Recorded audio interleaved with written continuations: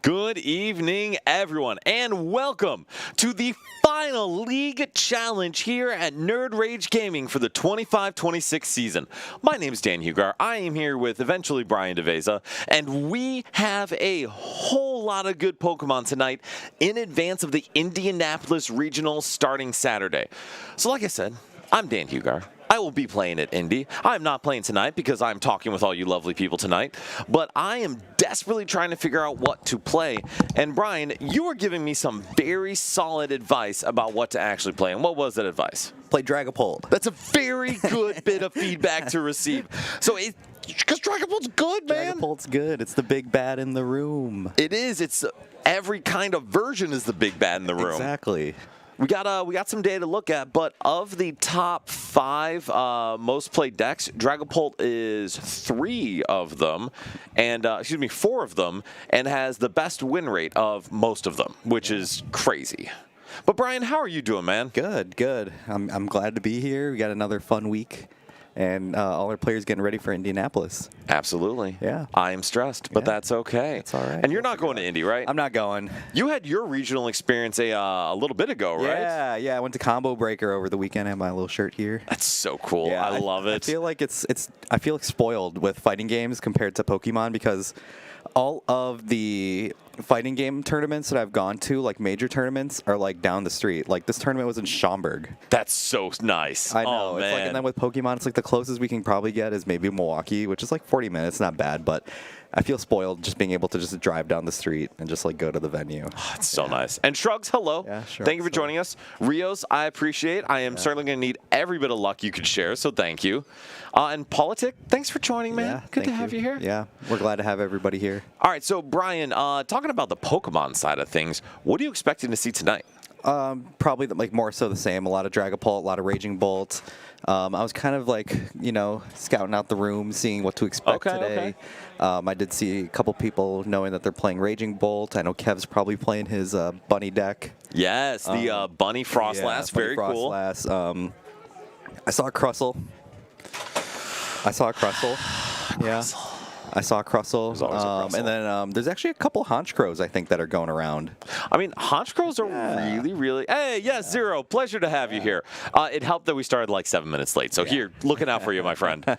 No, Honchkrow's a real deck. As we saw, it was 53% of the field in Melbourne.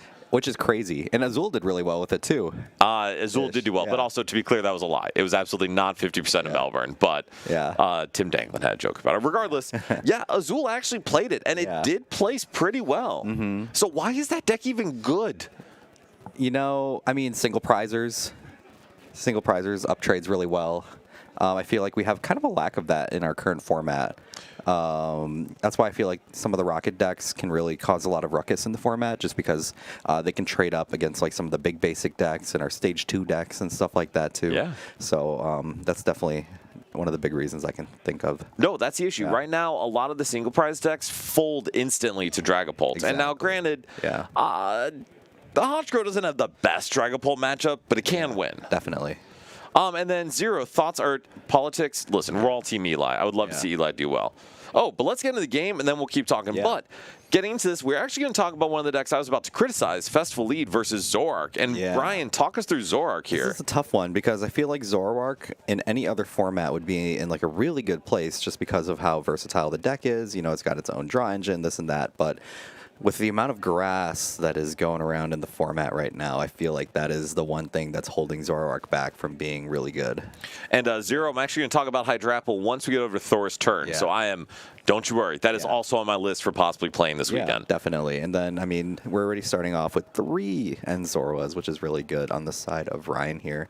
Probably don't like seeing that Ends Reshiram in the active here, but we'll see what we have to work with. So this deck does play at least 1 or 2 copies of Ends Castle.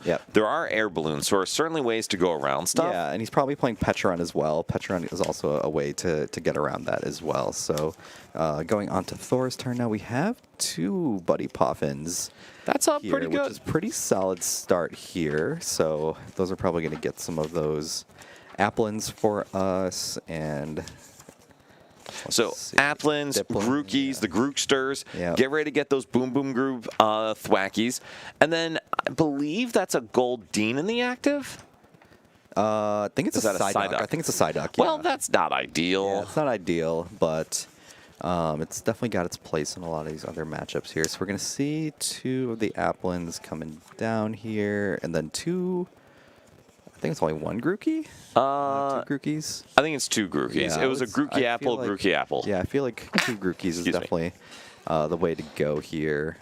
And Rios, we do love apples. And Zero, because I mentioned Hydrapple, 2/3 of Hydrapple is in this deck. Yeah. So you get the Applin and the Dipplin. And sometimes there is a Hydrapple, but Yeah. the baby Hydrapple. Baby Hydrapple, yeah, we're not playing the EX or anything like that in there. So bug catching set's going to come down here as well. And so what do you think about the decision to play the Buddy Buddy Poffins first?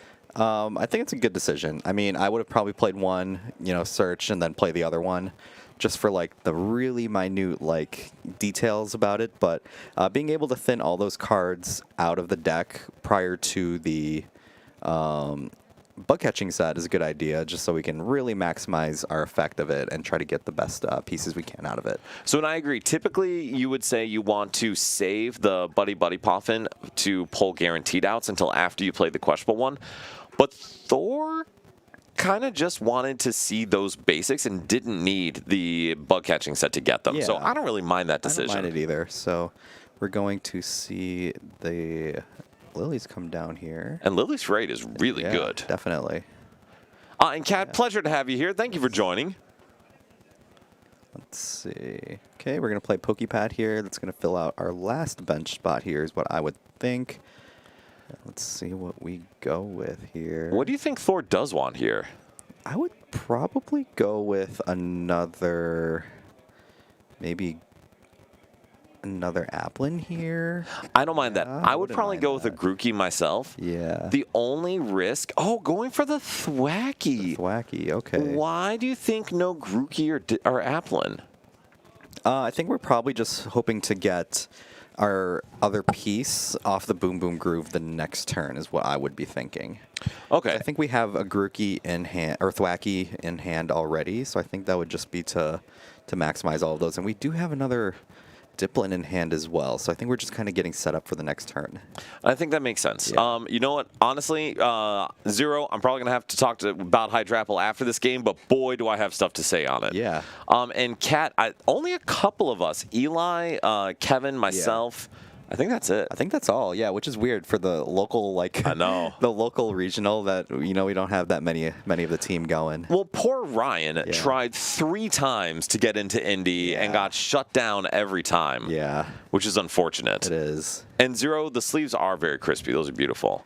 Well, Kat, it'd be awesome to see you there, man. So, Brian, talk us through what is Ryan trying to do this turn? Yeah, so, I mean, we really want to just start drawing more of those Zoroarks and try to get an Ents Castle as well.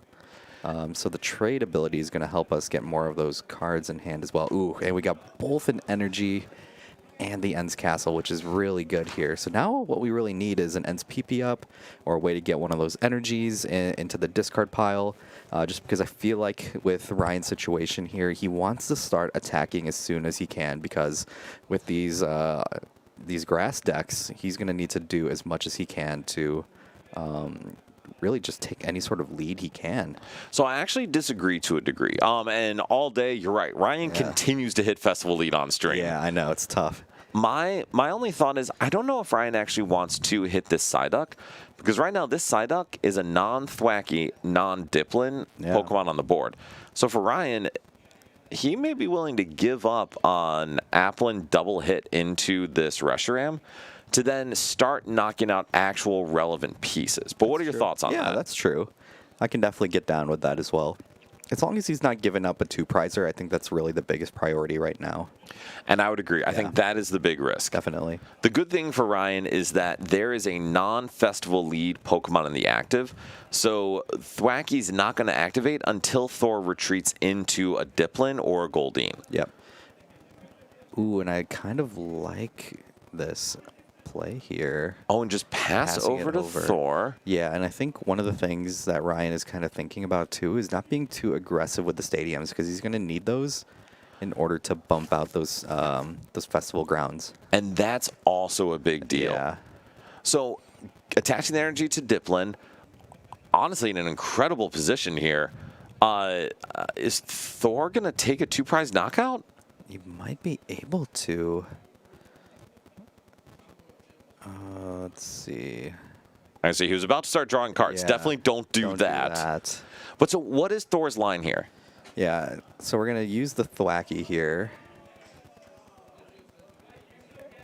And that's probably going to get us our festival ground and our boss is what I'm thinking. I don't think that's wrong. So the Yeah. downside is if Thor goes for that. We're actually eyeing lilies. Ooh, what do you think about that? I don't mind it. I don't mind it. The Yeah. only issue is kind of like what Ryan was waiting for. If Thor's playing lilies here, Thor's not knocking out a Zoroark. Yeah. Which means Ryan's first attack will eliminate a Festival League Pokemon of some kind. Good. Yeah, that's definitely what he wants to see. It is a huge deal. Let's see, Yeah. does Ryan does play Yveltal. Yeah, the Evital can definitely buy him some turns here too, which is good. Well, actually, that may be Ryan's game plan. So what Ryan can do long term is use that Petron to go into Yveltal and trap a Thwacky or trap Yeah. Psyduck and use Monkey Dory to constantly move the poison damage to prevent Thor from being able to get major attacks off. Yeah, But on Thor's end, so what is Thor setting up for the next couple turns? looks like we're trying to get more Applins and Diplins is what I would think. It's definitely something to look for here, but I'm thinking when we're going through our deck, we might not have those pieces available. It doesn't look like there's a ton of basics left. Yeah. Well, there is one Grookey. There's a Grookey, which will help, but that's not an attacker. That is not. So Yeah. there is Diplin, there is an Applin on the bench, but you're right, there's not a ton else. But another really big thing to note here, Thor does not play a Rillaboom. Yeah, there's no Rillaboom. Yeah. And normally that's not a huge deal. Yeah. But if Ryan's line to win the game is trapping, that Thwacky's going to stay in the active until Ryan stops attacking. Yeah, it's definitely going to be something that's needed. Ooh, but we do have a sneaky out.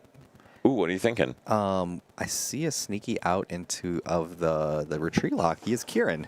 Yes, Kieran is definitely big. And there's 2 Kieran in here. 2 Kierans is crazy. Ooh, that is crazy. Yeah. And Cat's saying, if you don't mind asking, what would you lock in for the weekend? Oh, sweet baby Jesus Yeah, cat. If I so- knew what that was, I'd be much less stressed right now. Dan does not know yet, so he can't give you an answer. I would play Poltnor. Yeah, which is Yeah. reasonable. I will say my split right now is straight Noir, or BFA. Big, Apple. funny apple. Yeah. Yes, definitely. Because, I mean, I love Hydrapple. I think Yeah. it's good. Unfortunately, if Dragapult even has access to a single Moltres, I don't know how you win. Yeah. Which is bad. I think it's interesting, though. I feel like out of everybody I've asked, I feel like so many people are just unsure of what to play for the weekend. I mean, it's tough because Dragapult is far and away the best deck, but Yeah. there's a bunch of versions to play with it. Yeah. Like, you know about 51 of the cards, but having 9 cards to flex is a big deal. Yeah, definitely. I think announcing Bellowing Thunder is a good idea this weekend. I think it's a great deck, Yeah, and I think it's a definitely. great play. Definitely. So it looks like we did get our festival grounds, and we will be able to take a double attack here. And I mean, Thor's board is about as set up as humanly possible. Yeah, it's about as good as we're getting here.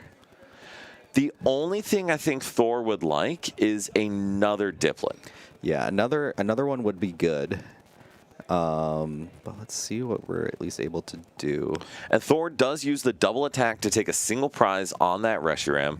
Ryan going into the Zorua. And this is kind of a tough spot for Ryan because I think he knows he's not going to win this game by taking prizes. Or at Yeah. least not by attacking with Zork. That's for Exactly. sure. Definitely, definitely. So we're going to see the Petch come down here. All right, we're going to be attaching to the ends Zorua here. And then looks like we're going to be going for our stadium bump here. We're going to go with the Watchtower. The Watchtower and then the Lilies. So Ryan's going to see essentially 12 cards Yeah, off of this that's Lilies, pretty which is solid. incredible. That is really solid. So what does he need? I mean, we need Ends PP up for sure if we're going to be attacking this turn. And then we need a way to get another, something to copy. So I was wondering if we were going to maybe go with that Night Stretcher that we had in hand to go with that Ends Reshiram to put back on the bench. But it looks like we didn't decide to go with that. And so my guess, assuming Yveltal's in deck, is Ryan's... Oh, wait. There is another piece in this deck for this matchup. Yeah. Do you know what I'm talking about? The Spike. The Punk Helmet. Yeah. So what does that do? I don't know what it does. I will tell you what it does. Yeah. Don't you worry. It's what they pay me for. It is a tool card that when attached to a dark Pokemon, if this Pokemon is damaged from an attack, even if it's knocked out, put 4 damage counters on the attacking Pokemon. That's pretty good. So this is Ryan's way of getting multiple prizes in a turn. Exactly. So it's a big boost to set up damage instead of something like Binding Mochi. Yeah. And Ryan, Festival Lead hits Zoroark twice. Yeah. How much HP does Dipplin have? 80. And so if you get hit for 40 twice. Yeah, you're pretty much trading your life for that knockout. No, exactly. Yeah. You are sacrificing a Dipplin to knock out a Zoroark, and that is crazy. It is. It's really crazy to think about here. So let's see what we're going to end up doing here. Ooh, Punk Helmet on the patch. That's interesting. That is interesting. And so Ryan may be saying that there is a line where Thor can use Black Belt or something to only hit a Zoroark once to knock it out. Yeah. But this is interesting. Yeah, we're probably playing the helmet to cheese another way to kind of, if he's trying to get the easy 2-prizer, potentially. No, it could be. And then Ryan also has the option to still use that Yveltal and then attach the Punk Helmet to Yveltal just to force more damage into play. Definitely. Yes, and you're absolutely right. Festival Lead, it's lucky, can use that Black Belt to bypass the double helmet hit. Now, granted, this still forces more resources out of Thor. Yeah, it still does. So it's something to kind of think about, too. So do you think Ryan attacks with a Zoroark this turn? I'm starting to think that we're not going to, unless we have an Ends PP up in the hand that I'm not seeing here. But it might be we just attack with the Zorua here as well. Well, I'm pretty sure we just traded an Ends PP up. Yeah, we did. Oh, we have E-Switch in hand. So that could get us our attack. Definitely. Yeah. So what does Ryan trade here? I guess we're trading the energy here. And then we just use E-Switch. That would be my thought. The tough part is that's a lot of resources to take a single prize. Yeah. And then not have a great response after Thor takes this knockout. Yeah. Looks like we might have to just play it. I know. So Shrugs, you're right. Thor set up impeccably. The only missing piece on his board is a second Festival Lead Pokemon, since that Applin is not evolved. But to be honest, that's a pretty easy thing to find. Oh, yeah, definitely. Especially once we take a knockout, too.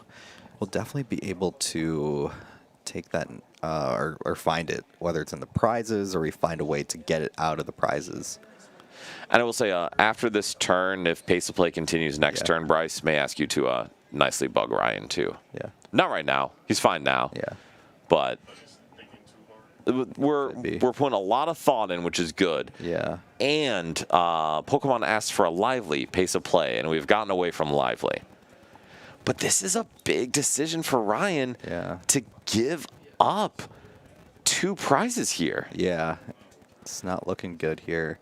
And it makes me wonder why we didn't go with an attack here, but I don't know. I'm also curious about that because Thor's setup now is incredible. Yeah, definitely. And yeah, Zordo's. Ryan's got to make a call. We will happily encourage that next turn if need be. Yes. Okay, and so now things are scary. Yeah, I mean, now we have our double quick search pretty much here. And looks like we're going to be taking a 2-prizer here for sure, all before Ryan's been able to take his first prize. Which is so good. Yeah, that's definitely what makes this matchup very difficult. Because Thor's going to be down to 3 prizes remaining. Yeah. which is crazy. It is crazy. Yeah. So, what does Ryan have to do to respond? I mean, I don't even. It's tough. I mean, we have to just kind of hope that we don't have extra attackers at this point because we're so set up and we have so much extra setup here too. We pretty much just have to just search out for recovery, and Thor is going to be able to get his next attacker going.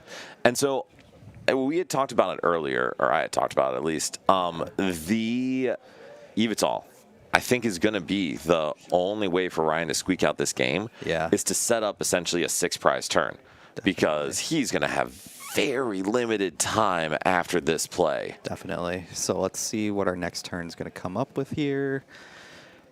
Let's see. Okay, so we're going to start with the trade of Serrano. We're going to get a boss and a Lily off of that. So that could be it. Yeah. That could be all Ryan really needs here. Yeah. We do have the second energy for our attack here. Strunks, I think Mega Greninja could be a really, really interesting card. Yeah. What do you think about that in the like that upcoming card. format? Yeah. Do you think it's a good fit? I think so. Yeah, I mean, I just kind of want something fresh and new to play. Yes. And I think that's what they're aiming to do when they printed that card. I don't really know what what really it can do, but it'll be nice to see something new being played. Do you know what the card does? Yeah, it's like the ability like places 60. Yep, exactly. Discard a Yeah. water energy from hand, Yeah. put 60 damage counters on Yeah. one of your opponent's homies. Yep. And then the attack does, I believe it is Is it like 100 plus 120? 120 or something Yeah, like that. something like that, But I yeah. think it ends up being 220 damage if you move an energy from the guy to your hand. Definitely. And I feel like the card has some legs too. Still don't like the fact that it's a 3-prizer as much, but I feel like there's not much lightning really going around. So I would which is- agree with that. Yeah, which is kind of like what I feel like gives it some benefit to play. Bryce, could you nicely ask Ryan to increase the pace of play? Ignition energy is great, Yeah. especially with the Terrazork. Definitely. I think that was okay, fine. So, and going exactly with the Evital play. Yeah. But no, Ignition Energy works well because I think the Terra Greninja, the Greninja EX, Yeah. fits perfectly with Mega Greninja. Oh, yeah, definitely. Because, I mean, you kind of just play that with the Mega. The Mega spreads your damage, and then, and then you can kind of clean up with the Mirage Barrage. Yes. All right, and so we do see the play. Ryan goes in with Yveltal, is going to start trapping this Thwacky. And this is a big deal because Thor, if he has access to both Kieran, has exactly 2 opportunities to get this thing out of the active. Yeah, definitely. So we'll see how that goes. Oh, we see the first Kieran. Well, there's one of them. There's one of them. So we're going to see that come in, and then we're going to see an attack here pretty soon. Boom, boom, groove. We're going to see if we can find another. Oh, there we go. We got our stadium out here as well. It's not looking too good for Ryan now. To be honest, this is completely expected for Yeah. Ryan. Ryan knows that Thor is going to be able to swap out once or twice. And then at that point, that's where the trapping becomes kind of infinite for Ryan. Definitely.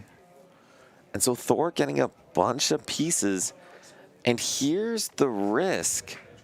Ryan has to be careful because he can't just give up a Zoroark for Thor to knock out. Yep. So what would Ryan go into, do you think, here? I feel like we would probably just go in maybe with the Zoroark then and see if we have another way out. We'll see the stadium go down.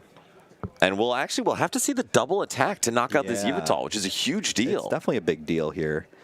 Because, I mean, it's one of the only dark Pokemon that actually doesn't have a grass weakness. It's got that lightning weakness. Correct. Now, granted, it only has 110 HP, so it's not like it's tanking much. Yeah. But it's still kind of a big deal. Definitely is. But at the same time, this puts Thor in the position to where pretty much next knockout wins him the game.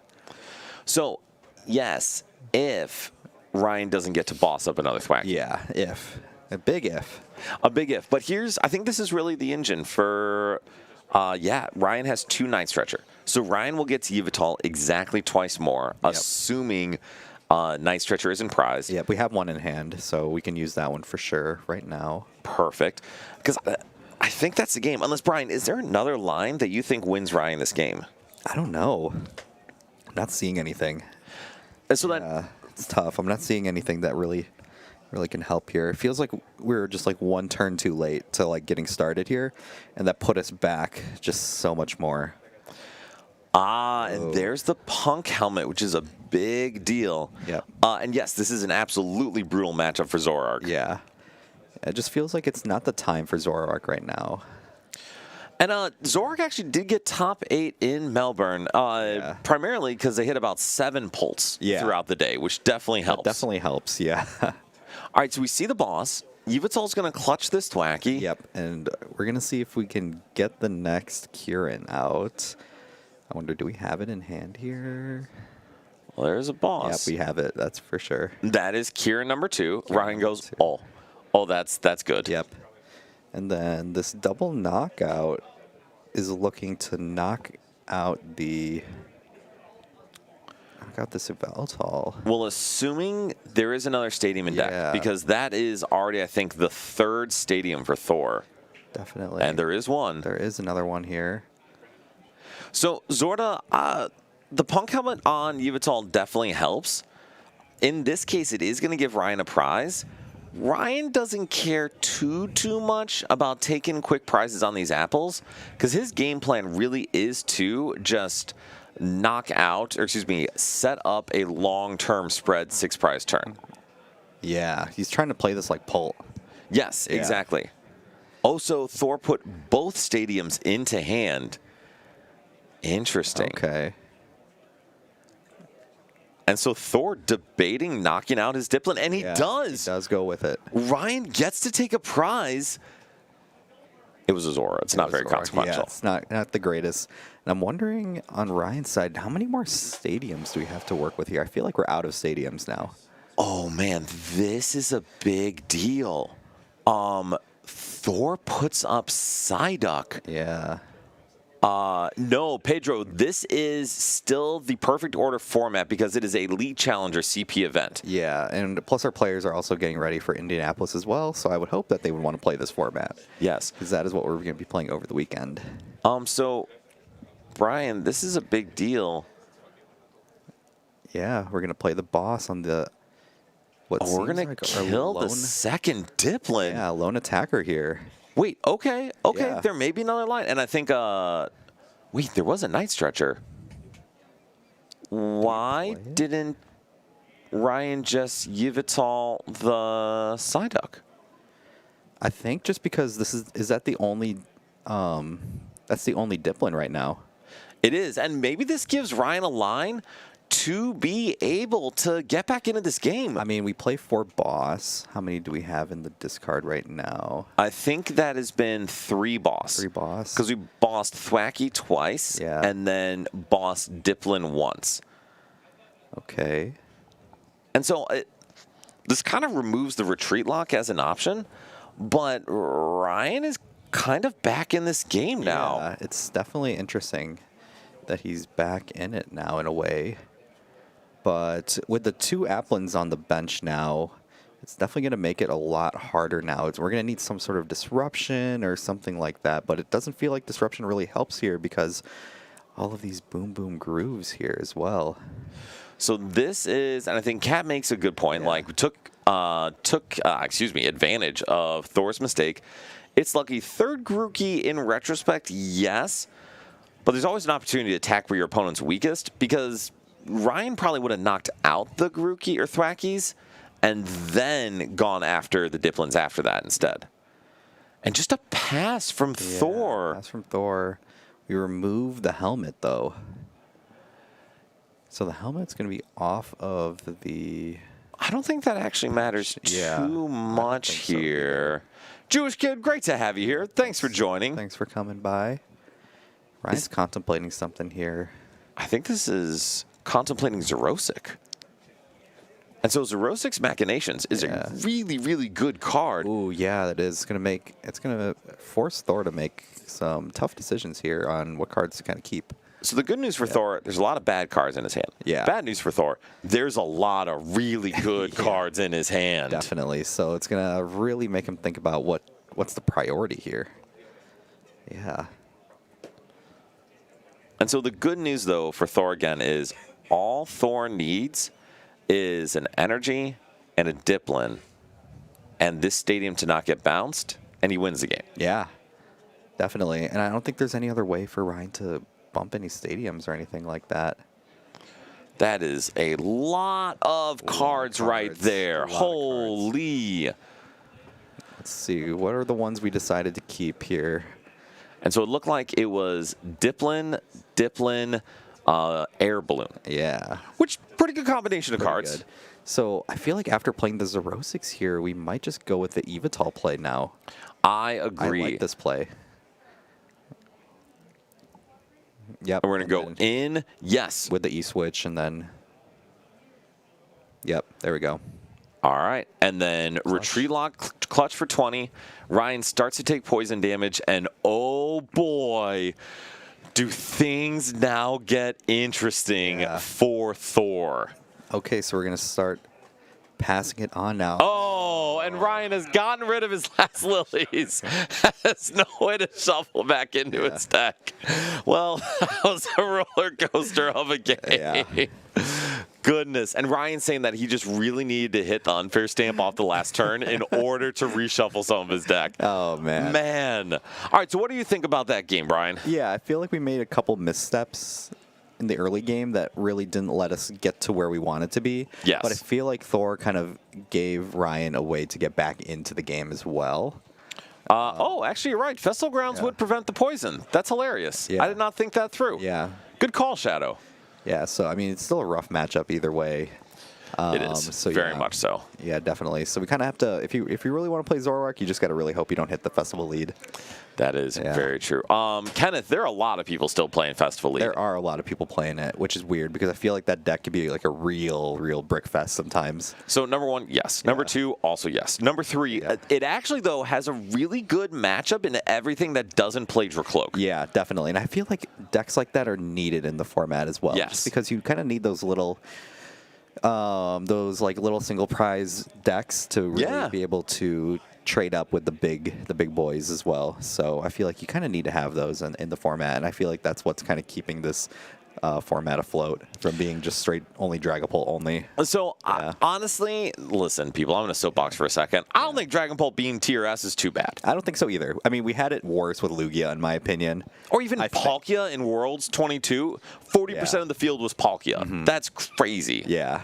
So, I mean, at least with these decks, it's like there's a lot more flexibility. There's a lot more, you really got to play around a lot more stuff with a tier S format like this compared to like the Lugia format or like the Palkia format where it's like, oh, it's like who has the bigger bench and who's able to attack first. Or right. Like Lugia is like, oh yeah, we're able to get the Archeops in the discard. All right, looks like you're playing the game and I'm not, kind of thing. So I do like see like the mirror matches and this stuff being a lot more intricate and stuff like that. It reminds me more of like when the Charizard meta was kind of there. A lot of those mirror matches were actually like very intricate, and especially when like it was like the Tordevo Charizard. Yes. Yeah. No, and I agree. Those are very interesting. And just to catch up on chat, Drago, I think, was a way worse tier S deck, and that was not a fun time. Jewish Kid, sounds like you got a lot of fun coming up. Yeah. And the Drago one reminds me of like, it's like an expanded format almost. Yes, it really was. Burn your deck to the ground. Yeah. God. There's been much worse. And then, Kenneth, Festival Lead exists, getting randomly slimed out by apples when you're trying to battle against Dragapult. Man, it just be that way sometimes. Yeah. And then, only version of Dragapult like is Dragapult Blaziken. Yeah. Dragapult Blaziken's just not the best version of Dragapult. Yeah. I feel like it's an interesting version of it. It was kind of like, oh, that's a cute idea. And then I feel like some of the other ones, once they started refining the list, kind of pushed it out of the format a little bit more. So I agree. And I actually was hyped on Dragapult Blaziken. I thought it was going to be the best version. I was absolutely incorrect. It is not the best version. And Brian, what are your thoughts on Mega Greninja for Jewish Kid? Because like Jewish Kid's asking like what's holding it back. I feel like the only thing that's kind of holding it back is I feel like there's just too many stage 2s. There's a lot of stage 2s. Yeah, because you need to play both Greninja lines, don't you? Yes. And so you need a 4-4 and then whatever split at the end. Yeah, so you're definitely I feel like the only thing that's like kind of holding it back is like it requires a lot of setup, or it might require you to play Grand Tree. You probably almost, well, here's the issue. Or You play Grand Tree, you also have to play the Surfer Stadium Yeah. to move in and out of stuff. Yeah, so you have to play a lot of that kind of stuff. Yes. But yeah, I feel like that's the only thing that's really holding it back. I feel like it's like maybe 1 or 2 cards of like good support away from like being really good though. Well, I would say You never know what the future is going to hold for it. the issue with stage 2 is, or stage 2s are, excuse me, is if you do not have benefit out of the stage 1, it's Yeah. really hard to justify playing That's it. true, very true too. And that's why Dragon Bolt's so good. Yeah, and that's I think the only like exception to that rule is when you're like you have no good stage 1, but your stage 2 is so good that it like doesn't even matter, like Right. Charizard or like Pidgeot, because like Charizard, it's like the stage 2 from hand, you power yourself up, you pretty much become self-sufficient. Pidgeot, it's like, you know, you go straight into the stage 2, Right. it's self-sufficient, you know, stuff like that. So I feel like if you don't have a stage 1 like a Dracloak or anything like that, then it makes the stage 2s like kind of hard to you know, be good. Or like Gardevoir too. You know? Well, so, and Gardevoir was Yeah. different because you only needed 1 Gardevoir, and the rest of your board is what you attacked with. Exactly. Corgi, Kenneth is absolutely our favorite fan of everything, even yeah. beyond being a Drillbur fan.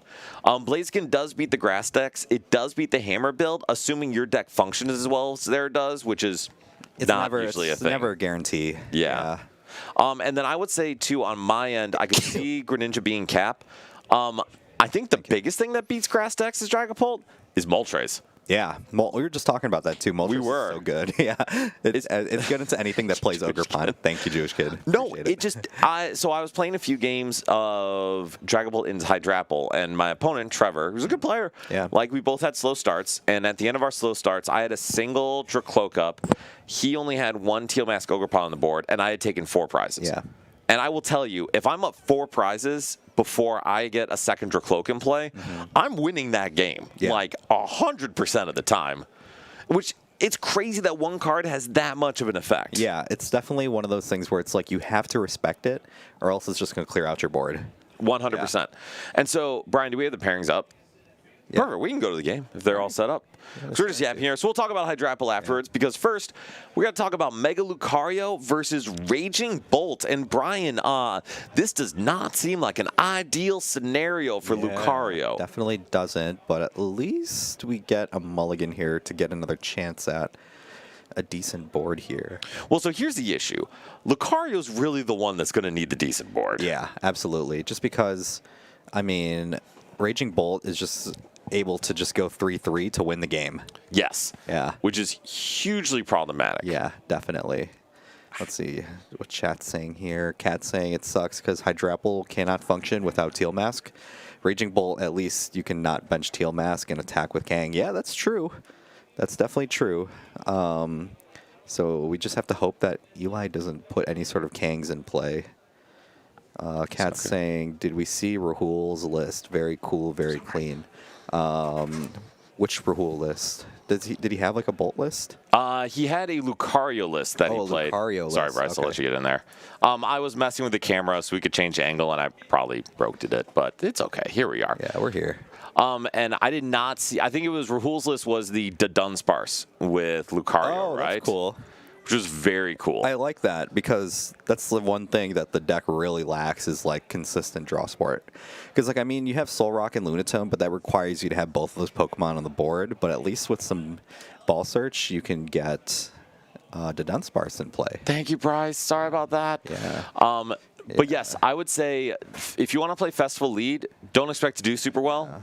Hydrapple is a very real deck, and I think the deck's very strong. Maradov saying Torn Mark is G for playing Mega Lucario, but Eli got the luscious flowing locks. Listen, Yeah. Eli's hair is incredible, and we all know it. We definitely do. So looks like we're going to get the game started here now, and we are going to get a hoot start on the side of Eli here, and he's going to be going second. So definitely some pressure that we can put onto the board on Mark's side here with starting that Solrock, especially with the Fighting Gong getting us the Lunatone. So already we're starting to get onto a decent start here. And Raph, off. Greetings from Costa Rica. Rafal, thank you for joining Yeah. from Costa Rica. Yeah. Awesome to have you here. Also, shouldn't you be like hanging out with your wife and stuff? So, are you there for your honeymoon? I think he's on his honeymoon. Oh, good for him. Either way, if anyone questions Rafal's dedication to the team, this Yeah. should answer Yeah, it. definitely. Yeah.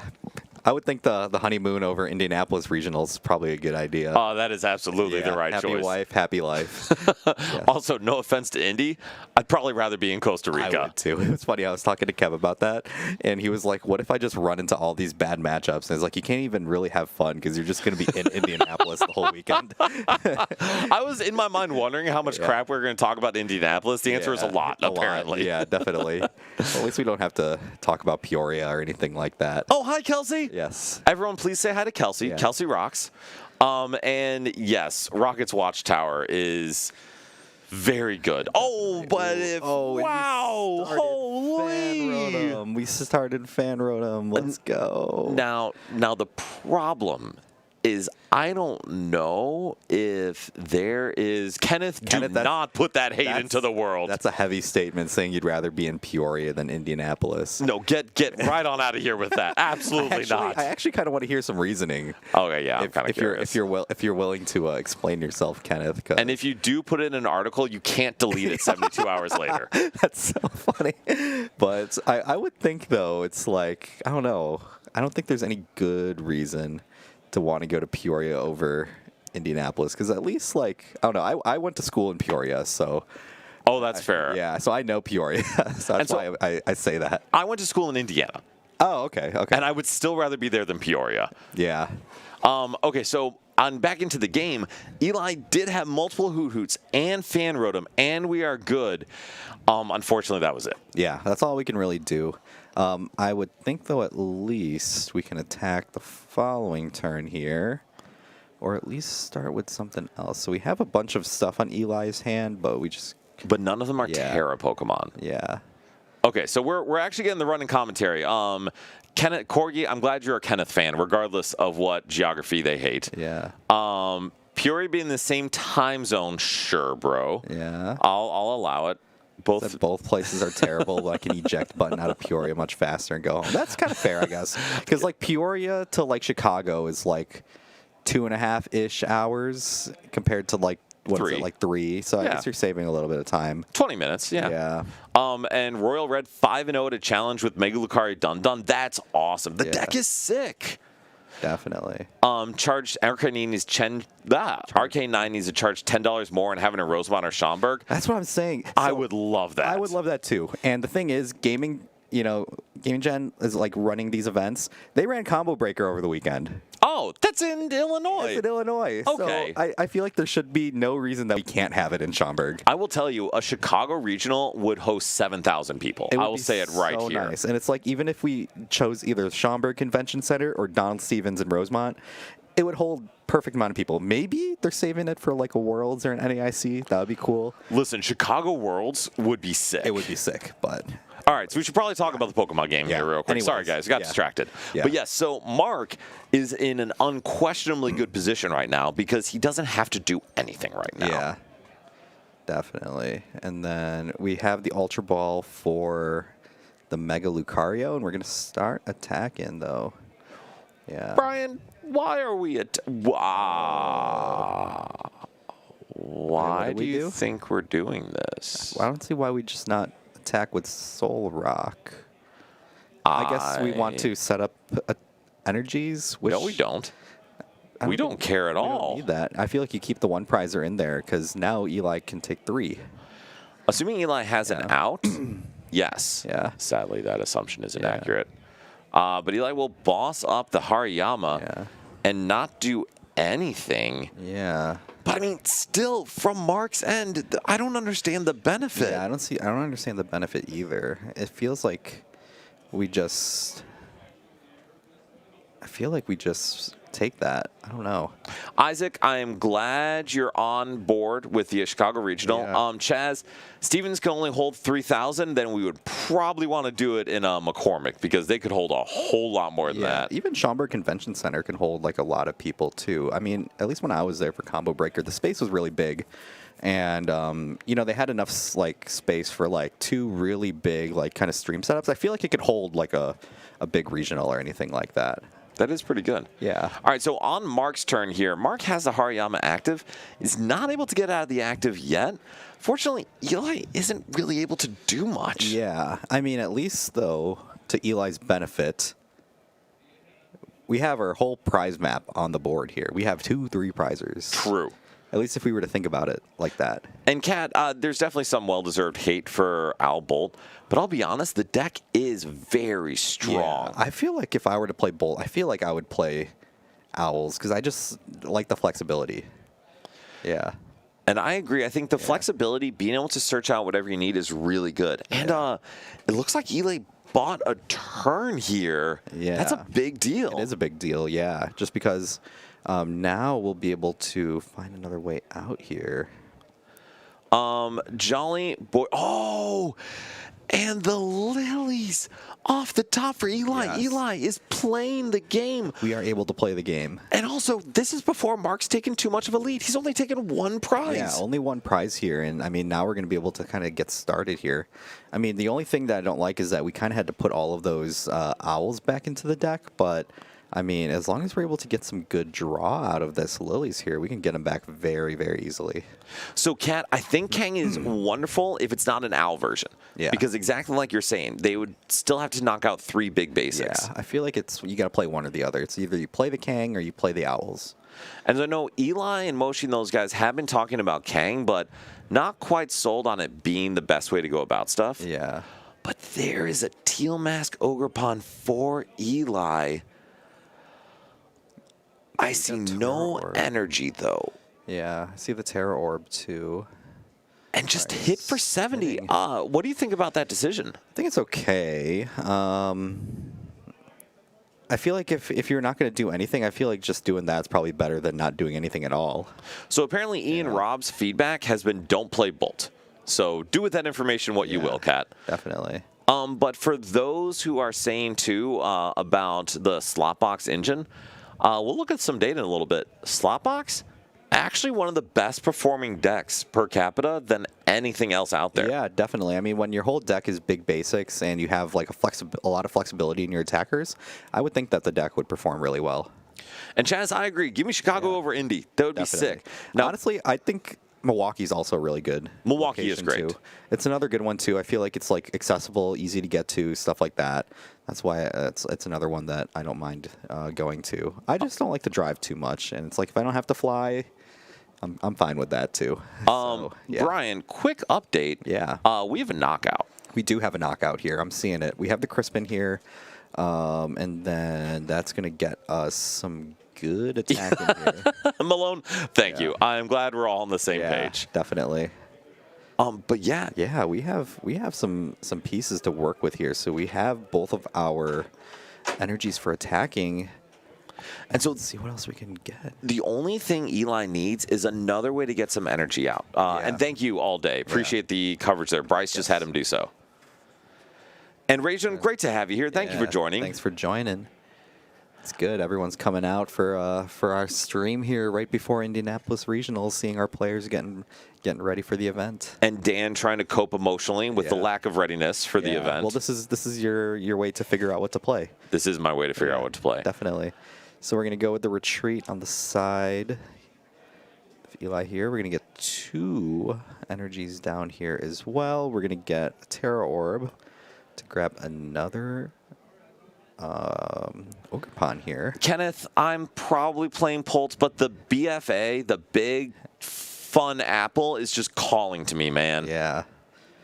Makes me wonder what we're going to do here next. Are we going to play the stamp, you think? I think Eli absolutely is going to play the stamp. Definitely. I mean, if we're going to do all this committing here, we might as well play the stamp, which I'm kind of wondering why we didn't play the Pokepad to guarantee the Hoot here, or the Noctowl, but I guess it's just to get an energy. Well, so in that case, that Noctowl cannot get energy out of the deck. We don't have Earthen Vessel anymore, unfortunately, so we have to draw into our... And that is a huge, huge loss. Yeah, definitely. Huge loss. And Isaac, I mean, the Enorob 60 is good. Yeah, he's a good player. He is, he is. Now, I will say from Elias, both Ian Robb and Fontenot, apparently, Fontenot's a pseudo-local, so awesome to have him here in the States for a bit. Definitely. Apparently, Bolt may not be the move. Let's see. Do we get the energy? Oh, do not have it that's here. very bad. So what do we do here? Because this is, Brian, this is catastrophic stuff. Yeah, it's not looking too good here. The other issue is Eli can't retreat. Yeah, he can't retreat either. He's going to pretty much have to commit to almost just taking no prize and just doing damage. To be honest, I don't know if there's anything wrong with unloading at least some, if not all, of this energy for a knockout. Yeah, I feel like it's okay. You can just do the 280 and try to clean up with Rotom, but then we're also one Wally's Compassion away from undoing all of that work. And that is true, and it's certainly a risk. I think the other option is to just get rid of the 2 off Bolt, but I don't know how much pain that saves you because you could still Wally's. Yeah. I mean, the benefit that we do have is Mark only has 2 cards in hand right now. So there's no guarantee that we're going to be able to get a good play off here. Well, to be honest, the only thing Mark can do right now is Aura Jab. Yeah, the only thing we can really do is, I mean... Oh, we can't even Aura Jab for a knockout with the double premiums. And Kat, real quick in chat while watching this, I agree. Pult's just the best play. Definitely. And even everyone playing Honchkrow, Pult still beats Conchro more than it loses. Definitely. And Isaac Hydrapple is the one thing calling to me. Ooh, and it feels like Eli kind of lucked out here. I mean, to be fair, that's the whole point of Unfair Stamp. Definitely. That's. Why do you think Mark got rid of both of those? I don't know. I feel like you either go for the big knockout or you just Aura Jab without having to use anything like that. So the only thing I could see is that he wants to set up so Soul Rock could take a knockout. But I'm going to be honest with you. If Mark sees an Ultra Ball, he can't play it. Yeah. We don't have the cards for it. Exactly. We just don't have the cards for it. Yeah. So I don't know why you wouldn't hold on to at least one of those, because now he can't Ultra Ball for Meowth, for Fez, for anything else. Yeah, it's not looking good. And Eli's going to be able to capitalize on that. So I wonder if Latias is prized, because Eli keeps playing as if whatever's in his active has to stay there. Yep, so we're going to play the Noctowl. We're going to get the Retrieval. And maybe a Glass Trumpet? There is no Latias in deck. No. That makes a ton of sense. Yeah, because I feel like if we had Latias, we could have retreated out into something else. Agreed. Yeah. And Ink Daddy, I agree. Pult's been the deck I've been playing for the past 6 centuries, but BFA is so much fun. The apples. I love me some apples. Yeah, I love the apples. But however, Apples has an appalling Raging Bolt matchup. Yeah. Just absolutely appalling. Definitely. It kind of feels like the same matchup as kind of like what we're watching here, too, because, I mean, Raging Bolt just is able to attack so tall that we're able to just do whatever. 100%. Yeah. B seems like it will be very fun. Unfortunately, not legal for indies, so luckily I don't have to worry about that one. Definitely. Yeah, I do like the B-Drill deck, though. That definitely looks like an interesting one. So, I mean, Eli's going to be able to take this knockout. Yep. Really just needs one of these energy. And then Eli's set up to respond pretty cleanly next turn, right? Yeah, definitely. And looks like we're going to probably just search out another Bolt here. So we can have another attacker ready to go. So Ink Daddy, I will say this because a lot of people have talked about it for BFA. Gigas is cool. It helps you reach on exactly Dragapult. But your Big Apple can one-shot Dragapult really easily, and you really would just need a single prize attacker for stuff like Pheasantipity, Meow, stuff like that. And so I think the Tapu Bulu is a much better option because it is just so much generally stronger. I don't know if you feel the same way, Brian. Yeah, I definitely can see it. And now we're using the Soul Rock to clean up the Raging Bolt too, which is, I feel like, what we should have done earlier, but at least we're using it now. And it definitely puts Eli in a weird position to where he needs to attack with something else in a way. No, we just have game. Oh, we have. Do we have So Eli has a fighting energy in hand. Can attach that. E-switch to the active. And then we knock for boss. Exactly. Yeah. Get knocked out for boss's orders, assuming there's one in the deck. Yep. Knock towel. For boss, and then there is the There we second go. 3-prize knockout. Yeah, like Shadow said, Mark top decked Ultra Ball. No cards in hand. But yeah, so incredible comeback for Eli after being in a very, very tough spot. Yeah, I mean, it definitely helped too that he was in a good position to, because Eli was pretty much gifted an extra turn. And just in case anyone was wondering, we do not actually have the felt Pikachu mascot hanging with us. We have one camera not working. Yeah, so that's going to be our placeholder right now. Yes, and so Wonjun playing Slowking and doing pretty well, it seems, against Trevor playing the aforementioned Giant Apple. Yeah. And this is just such a weird deck, man. It is a weird deck, and we have a weird board state here as well. A very weird board state. Because that is a Kyurem on the bench for Wojun, and that's not where it's supposed to be. Yeah, definitely. Yeah, it definitely started that. All right, so then we do see the Academy at Night, getting of the Conkeldurr doing 250. And now the question is, can Trevor respond? Yeah. So we have the Forest here, which takes out the Academy at Night.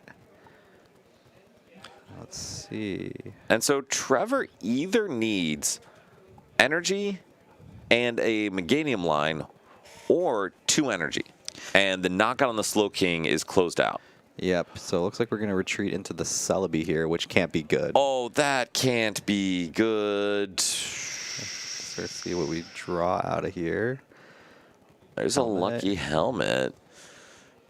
Ooh. I mean, Wojun's hand is not good, to be Yeah. clear. Trevor's hand doesn't look much better either. No, this Hydrapple deck does look super serial, guys. Super, super serious.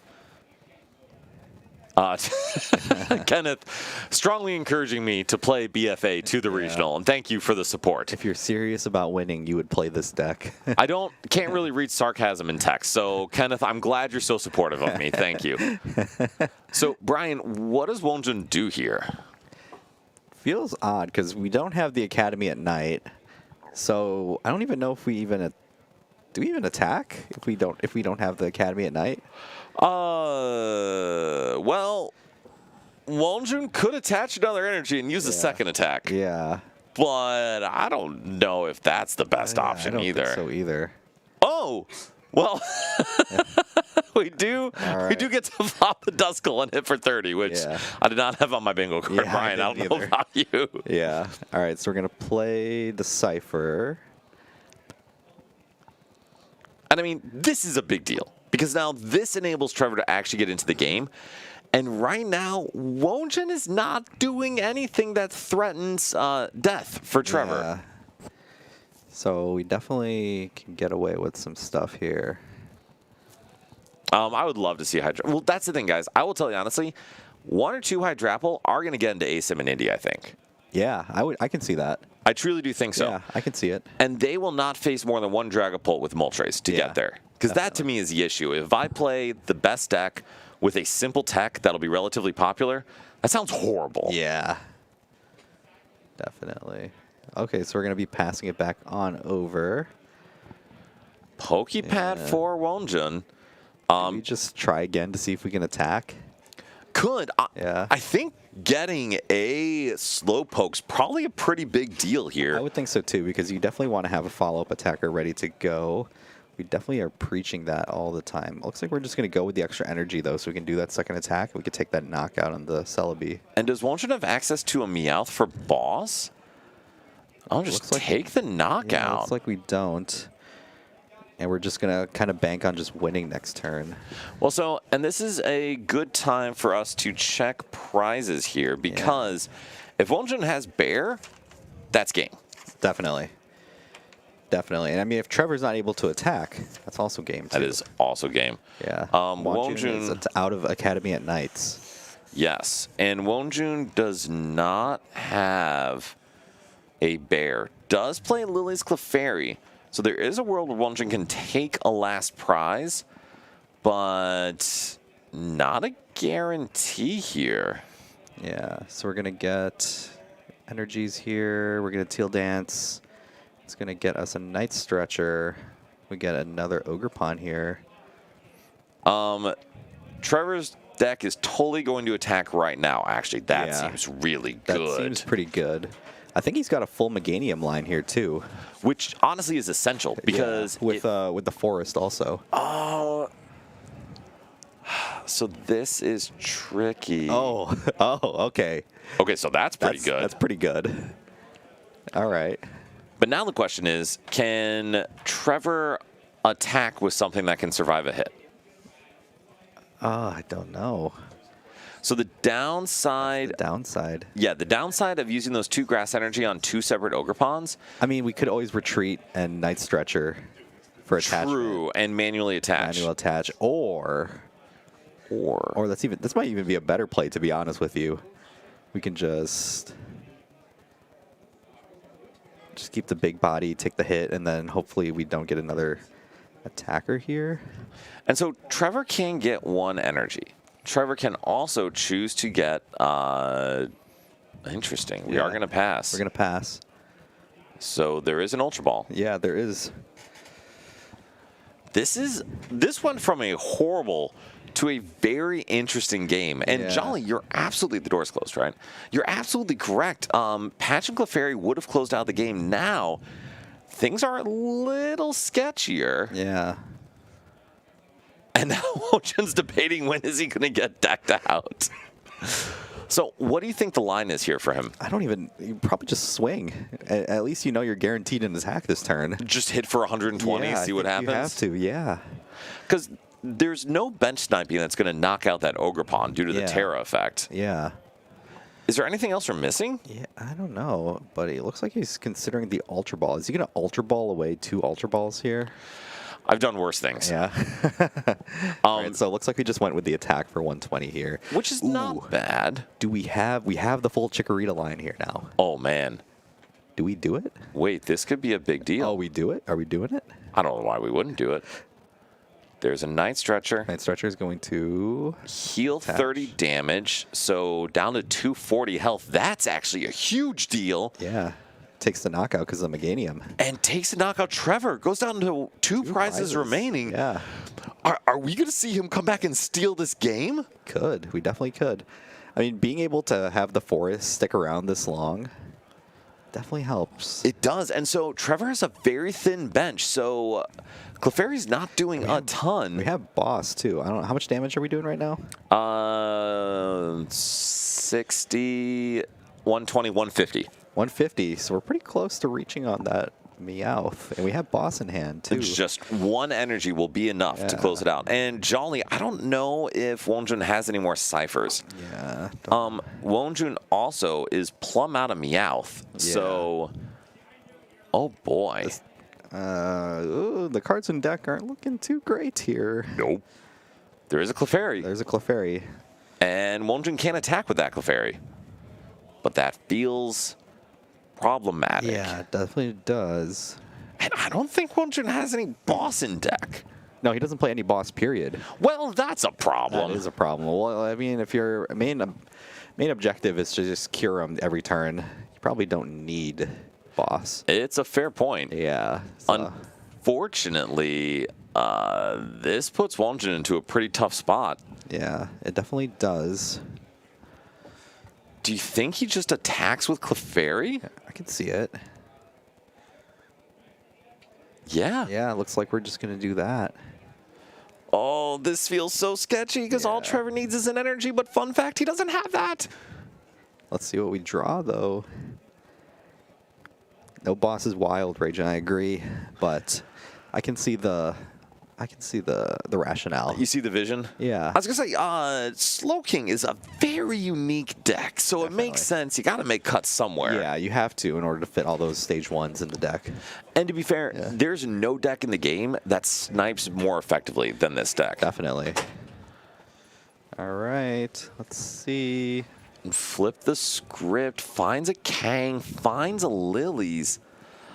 I don't mind benching this Kang at all. Definitely. Goes into the Lilies Clefairy, and then just hits for 120, 180, up to 270. 70. Let's see. Do we have... Oh, my goodness. Do we play the Lily here? I think Trevor has to. And I think Trevor does also bench the Bulu, plays Lilies. Okay, so we're going to see if we can just... 1 energy. Yeah. Trevor needs a single energy, and this game is over. And we're seeing 6 cards. And to be clear, if Trevor sees no energy, this game is also over. Yes. This game got very interesting very quickly. So I will say, this is one reason why I love Pokemon. This is just crazy stuff, man. I will see those top 6 cards. Bug catching sets. We have bug catching sets. All right, Trevor's doing a good job here. We are thinning out the deck. Yes. Right, we do have, and Meowth too, okay. Not going to be able to use that this turn for lots of reasons. Yeah. It's like at least we thinned out something here. We have 2 more shots here. Yes, there are 2 bug catching sets that can be played.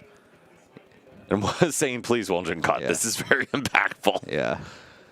Bug catching set number 1. Man, just flip them up.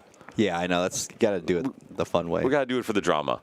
There is an energy in there that will be enough. 3 energy, 180 plus 30, 210. That is a 2-prize knockout for Trevor and game. And Hydrapple EX comes back from an appalling position to take that game. That was a definitely interesting one. That was crazy is what that was. Definitely. Holy, oh, yeah, the camera is better. I didn't completely blow it. Thanks, Bryce. So, I mean, that was a weird one compared to the first one. Definitely was. But, but I mean, it kind of shows that, the deck's pretty good. So, here's the thing. I want to be clear. The deck was doing that against Slowking. Yeah. And the deck was down essentially 5 prizes to none against Slowking. Yeah, and we did get 2 stage 2s out in the span of 2 turns. But right. Now, that is part of the deal you signed to do business with Hydrapple. Yeah. The rest of it is not ideal. Yeah, but at least it shows the power of all this grass support when you kind of put it all together. And I will say credit to Eli. We just saw 2 major comebacks, and this is not a format known for big comebacks. Chaz, take that back. It should not sell you on Hydrapple. But Bryce, can you actually throw up the Hydrapple list? So we were talking about what decks we would want to play, I did throw up a couple lists, and one of these is Hydrapple. So this is the first place list from Campinas, from Matthias. And, excuse me, Brian, this is just a cool list. It is, yeah. I mean, the 4 forest, 14 basic grass energy. We have a bunch of different attackers that we can kind of use here. And Tealmask Ogrepon is really just the foundation of the deck here. It allows us to draw so many cards, put energy into play, all of this other stuff here. So it's definitely a super cool deck, and it has a lot of cool pieces that it can work around with. Kenneth can't see my chats, but he's asking if you should practice Pokemon instead of watching the stream. Kenneth, I will say, and Corey, I'm not going to fully listen to you, this is actually how I do a lot of my prep for regionals, is watching good games, talking through lines, getting feedback. So, Kenneth, terrible game, that was incredible, but horrible. But, Kenneth, I would say, if you're getting value from learning from our talking, watch. If you're not, because you're a better player than me, go practice. Yeah, so either way, I feel like there's no harm. Yeah, I agree. It's a win either way. Yeah. And Kat, definitely go see the deck. Kenneth, no. I didn't say the good games are good. Well, yeah, that's fair. Okay. But so, Brian, big thing with this list, I would say, is one of the top 16 lists actually had 13 energy and a retrieval as like the big switch. And I know it seems like a minor one. I actually think that's a huge switch. Yeah, definitely. Yeah. But I do like all these, a lot of pieces here too, pretty good. I like the Dawn a lot. I feel like the Dawn synergizes really well with the forest. Well, so one of the things Ben Doverstein and I had talked about is whether or not Briar is worth an inclusion in the list. And Briar is really good, don't get me wrong. Yeah. But it is used in such a limited way. Yeah, and I feel like it requires a lot of setup and execution in order to effectively use. Yes. So that's why I'm not really convinced on the Briar. I agree. It is extremely important situationally, but you don't always find yourself in that situation. Yeah, definitely. And in exchange, though, talking about playing 2 Dawn, because like you said, if you have Dawn, you have Meganium. Yeah, if you have Dawn, you can also get Hydrapple. Exactly, Yeah. which is really, really good. And Chaz, where Briar comes up is if you take a single prize knockout, then take a 2 prize knockout, and your opponent's been able to go 2-2 against you, then you can close the game with 1 3 prize knockout using your Teal Mask Ogre Pawn. So theoretically, comes up a lot. In practice, I don't know how often you pull it off. Yeah. But then, Brian, anything else in this list you think is interesting? I mean, Unfair Stamp for A-Spec is good. Yes. I feel like some people would like Max Rod. So Max Rod, I think, could be really good. It's just tough to lose the disruption of Unfair Stamp. It definitely does. If there was disruption like in the format, I feel like Max Rod would be a really good decision. I would agree. Like when Red Card comes out, you absolutely could cram a Red Card into in here and go to Max Rod. You definitely could, yeah. Either that or like, even if we don't go with the Briar, that could be like a second recovery card, like another Lana's Aid or another Night Stretcher. Yeah. Those two. Absolutely. Yeah. And the one last thing I would say is I would, Tapu Bulu's obviously awesome here.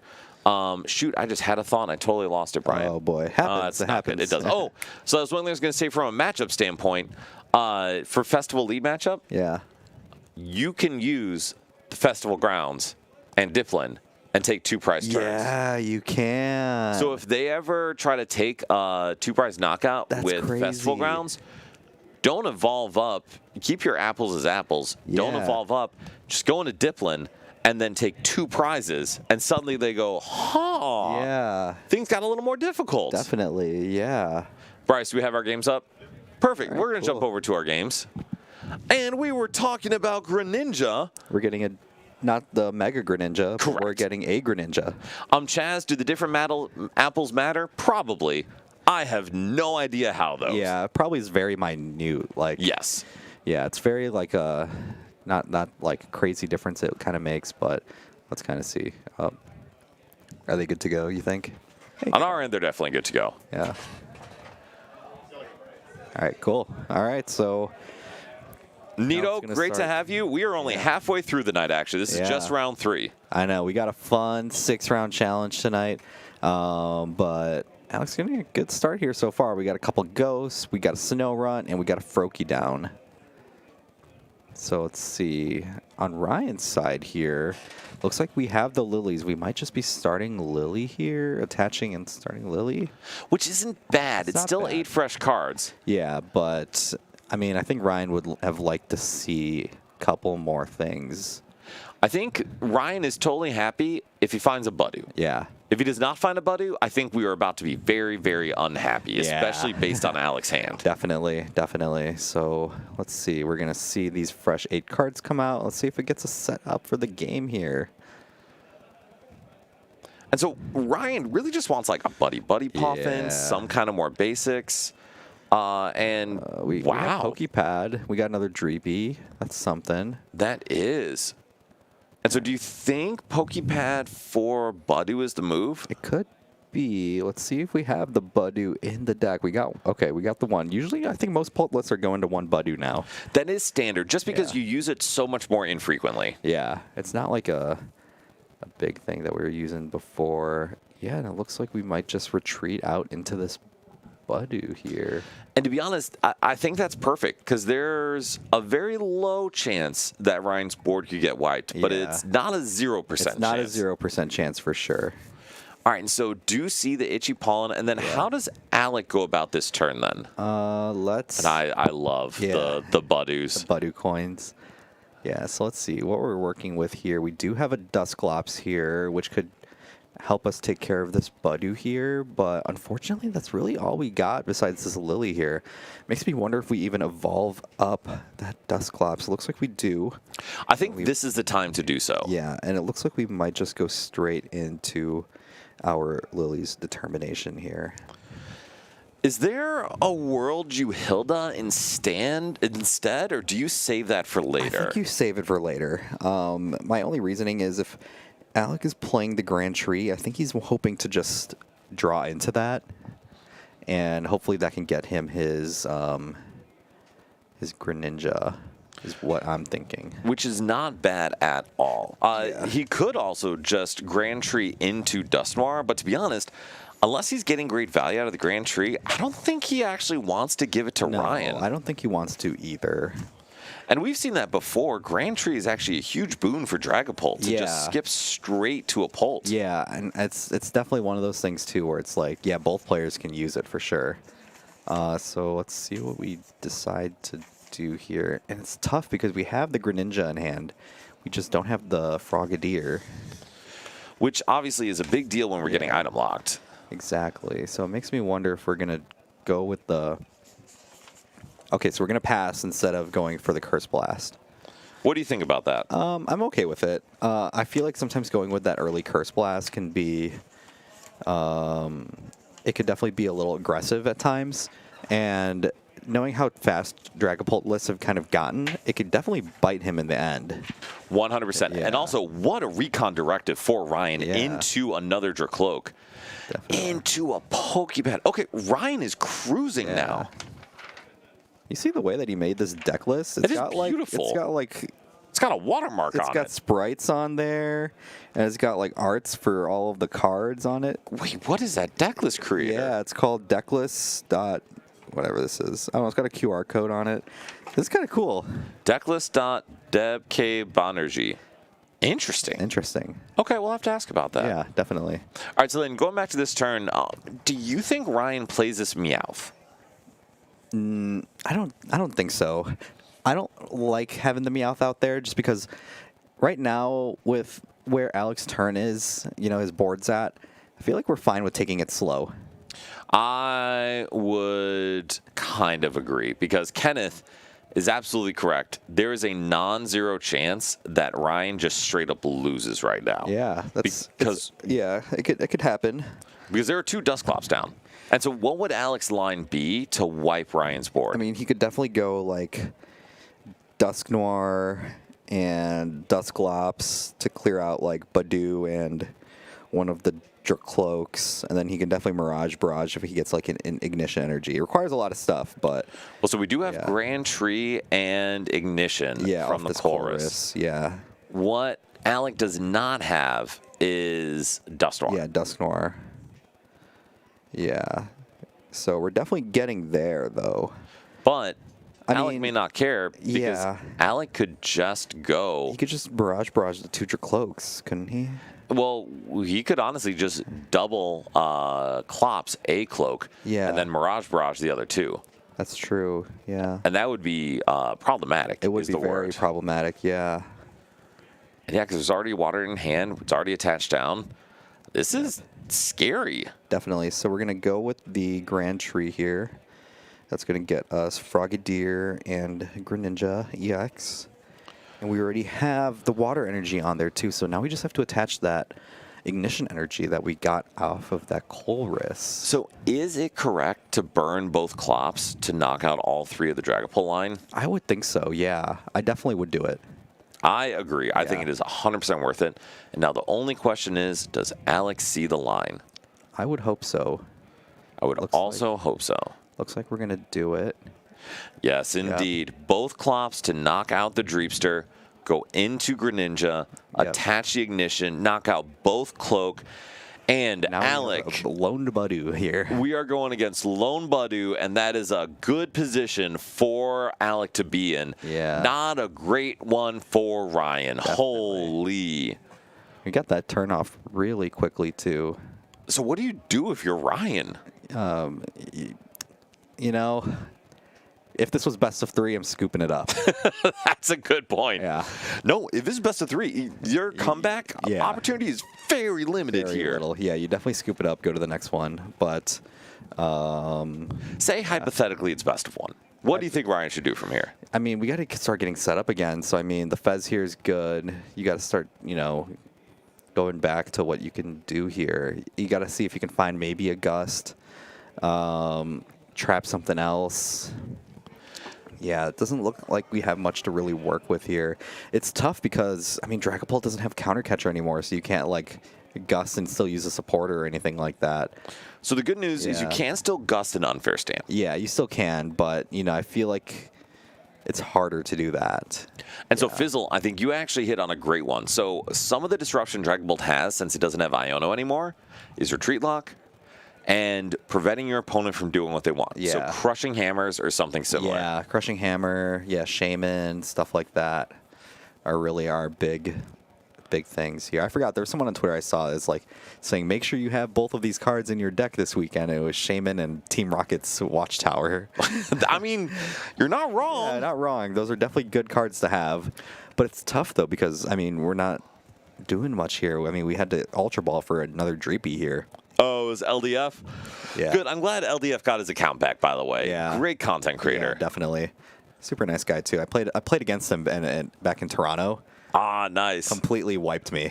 Oh, that's nice. I got destroyed. He's a very good player, though. He is. Yes. So one thing I would say, Ryan has a candy in hand. Yeah. And as I debate between playing candies, between playing Crushing Hammers, if that was a Crushing Hammer heads, Ryan has multiple living Pokemon this turn. Yeah. And Ryan is more than likely Phantom Diving. Definitely. And that's a huge deal. Yeah, I mean, because half of this matchup really is all it really is you need to make sure that you're able to play the game. Yes. As long as you're able to Phantom Dive, you're fine.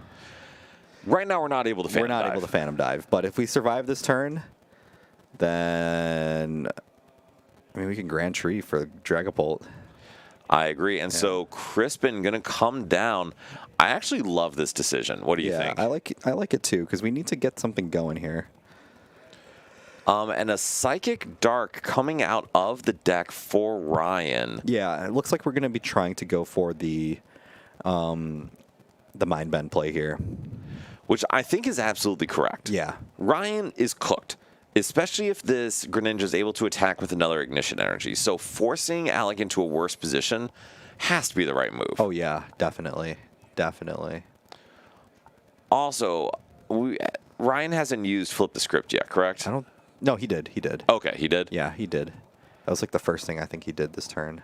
Because to be honest, I think Ryan may need to spend this Ultra Ball to go get another Dreepy. Ooh, interesting. We decided to go with I thought the whole reason why we powered up the Monkey Dory is so we could Mind Bend this turn. It was. But looks like we just decided to go with the Itchy Pollen instead. Why? Yeah, I don't really know how I feel about that play here because it looks like I know exactly how I feel about it. Yeah, we could just Meowth for Boss here and take away our last option here. That feels... Oh, that's even better. Yeah, Chlorus is even better. Just get Ignition Energy and wipe the Monkey and the Dreepy. Yeah, I like that idea. Well, and to be honest, you don't even have to wipe the Monkey and Dreepy. You just wipe the Dreepy and then hit the Fez. Yeah, definitely. Well, actually, we're at 3 prizes. So if we just clear the Monkey and the Dreepy, we can always Shinobi Blade for the last knockout because the Fez is weak to fighting. I guess that's true. So I Yeah. guess it's kind of It's a like a wash either way because It's a either checkmate. We get a checkmate either way here. yeah, either Mirage Barrage or Hilda? I mean, Hilda I can kind of Actually- get down with because we can get Frogadier. I agree. I think Hilda for Frogadier Ignition is great here. Yeah. And is there a Frogadier in deck? should There is. be, There yeah. is. Yeah, I mean, Yeah. Alec Or we can even just go with like Hilda to get like Frostlass, and then we could just use the Grand Tree. I don't think Frostlass is bad either. You're right. Yeah. So I mean, we have options here. And none of them are good for... Oh, it's a Glalie. Glalie. Interesting. That can't be right.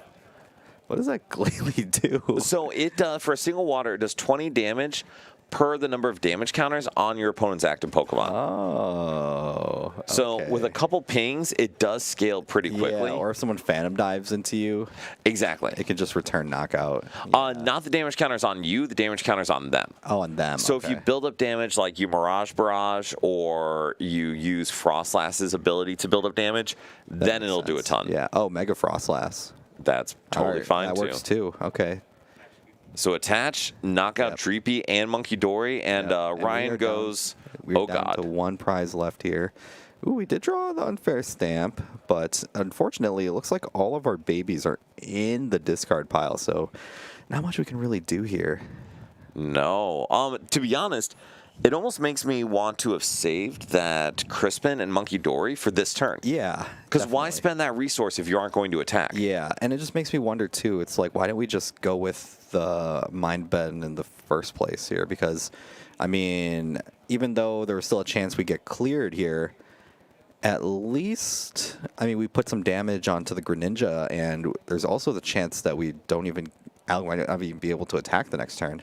Well, and that's the issue now. Although, did we just get a monkey? No, we did not. But we can still flip the script. Yeah. But Ryan, we're just going to Lily's here. That can't be No, right. that can't be right. Because there's nothing Ryan has that can tank a hit. Yeah. Okay. Oh, and Ryan just kind of pieced that together, scooped it up. Yeah. All right. Well, I mean, Greninja takes down Dragapult as we all expected. And do we have a second game? Fantastic. So we have more Dragapult versus Raging Bolt. Yeah, definitely. So this is something we should expect to see in Indy. Yeah, this is definitely a matchup that a lot of people are going to be kind of practicing just because the Raging Bull players are definitely going to want to see the Dragapults. Yes, and I would say it's a pretty even matchup. I would say so too, yeah, definitely, because especially since the Dragapults are able to get into play a lot faster now, and with Crispin and stuff like that, we're going to be Phantom Diving a lot sooner now.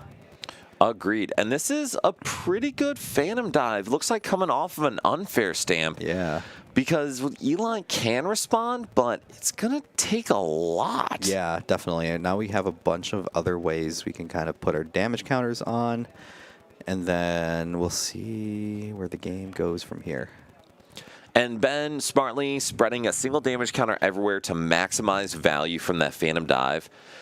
And Ben's got to be feeling pretty good with this board. Definitely. I mean, right now, Eli's got 2 cards in hand. Serrano's not really going to do much for him.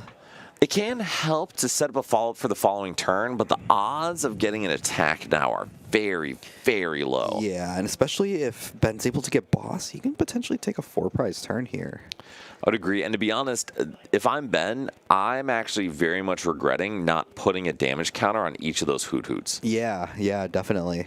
I'm starting to also because, we never know what those 2 cards are going to bring us, but at the same time, it could have definitely led us to more bigger knockouts here. Agreed. And I'm trying to think if Ben could win the game this turn, but I don't think so. I don't think so, yeah. Well, actually, no, Ben could win the game. No, we're very close. Very close. Yeah. Yeah, very the ghosts close. make it easier too, but I feel like if we're able to just get that much more ahead, I think we're okay. So unfortunately, Ben is going to be a single damage counter away from being able to win the game. If only Halucho was still here. If only, if only. But so Eli going to be able to put down that Fez, but it's not going to draw any cards. Yeah, that's why you got to save it for the next turn here. And Eli definitely does not want to retreat out of that Raging Bolt to just give Ben some bonus damage. Yeah. Does Eli just pass? Might be. Yeah, pass over. So Brian, how does Benjamin punish this? Yeah, we have the boss, which definitely helps. Oh, and we get another boss. We have more bosses. More boss. We get some energies here too. Ooh, Dusknoir here too. If we get rare candy somehow, some way, we could definitely punch this super, super hard. But I think that's actually, weirdly enough, the biggest, most important part of this turn. There's a manual attachment on another cloak, which means that Ben will be able to attack next turn. Yeah, definitely. So we're going to play the Pokepad here. Probably gets Clops here is what I would think, or Monkey. Okay, Finna out of the deck. Is Ben missing Clops? You might not have Clops. Okay, that would make sense then. Yeah. I feel like if we had Clops as an option, we get it. I would agree. Yeah. All right, so we're going to go with the boss onto the Ogre Pond here. And so this is exactly why I would have liked to see those damage pings onto the Hoot Hoots, because to be blunt with you, I would rather just KO both Noctowl. Yeah. Or both Hoot Hoot. Definitely. Are you feeling the same way?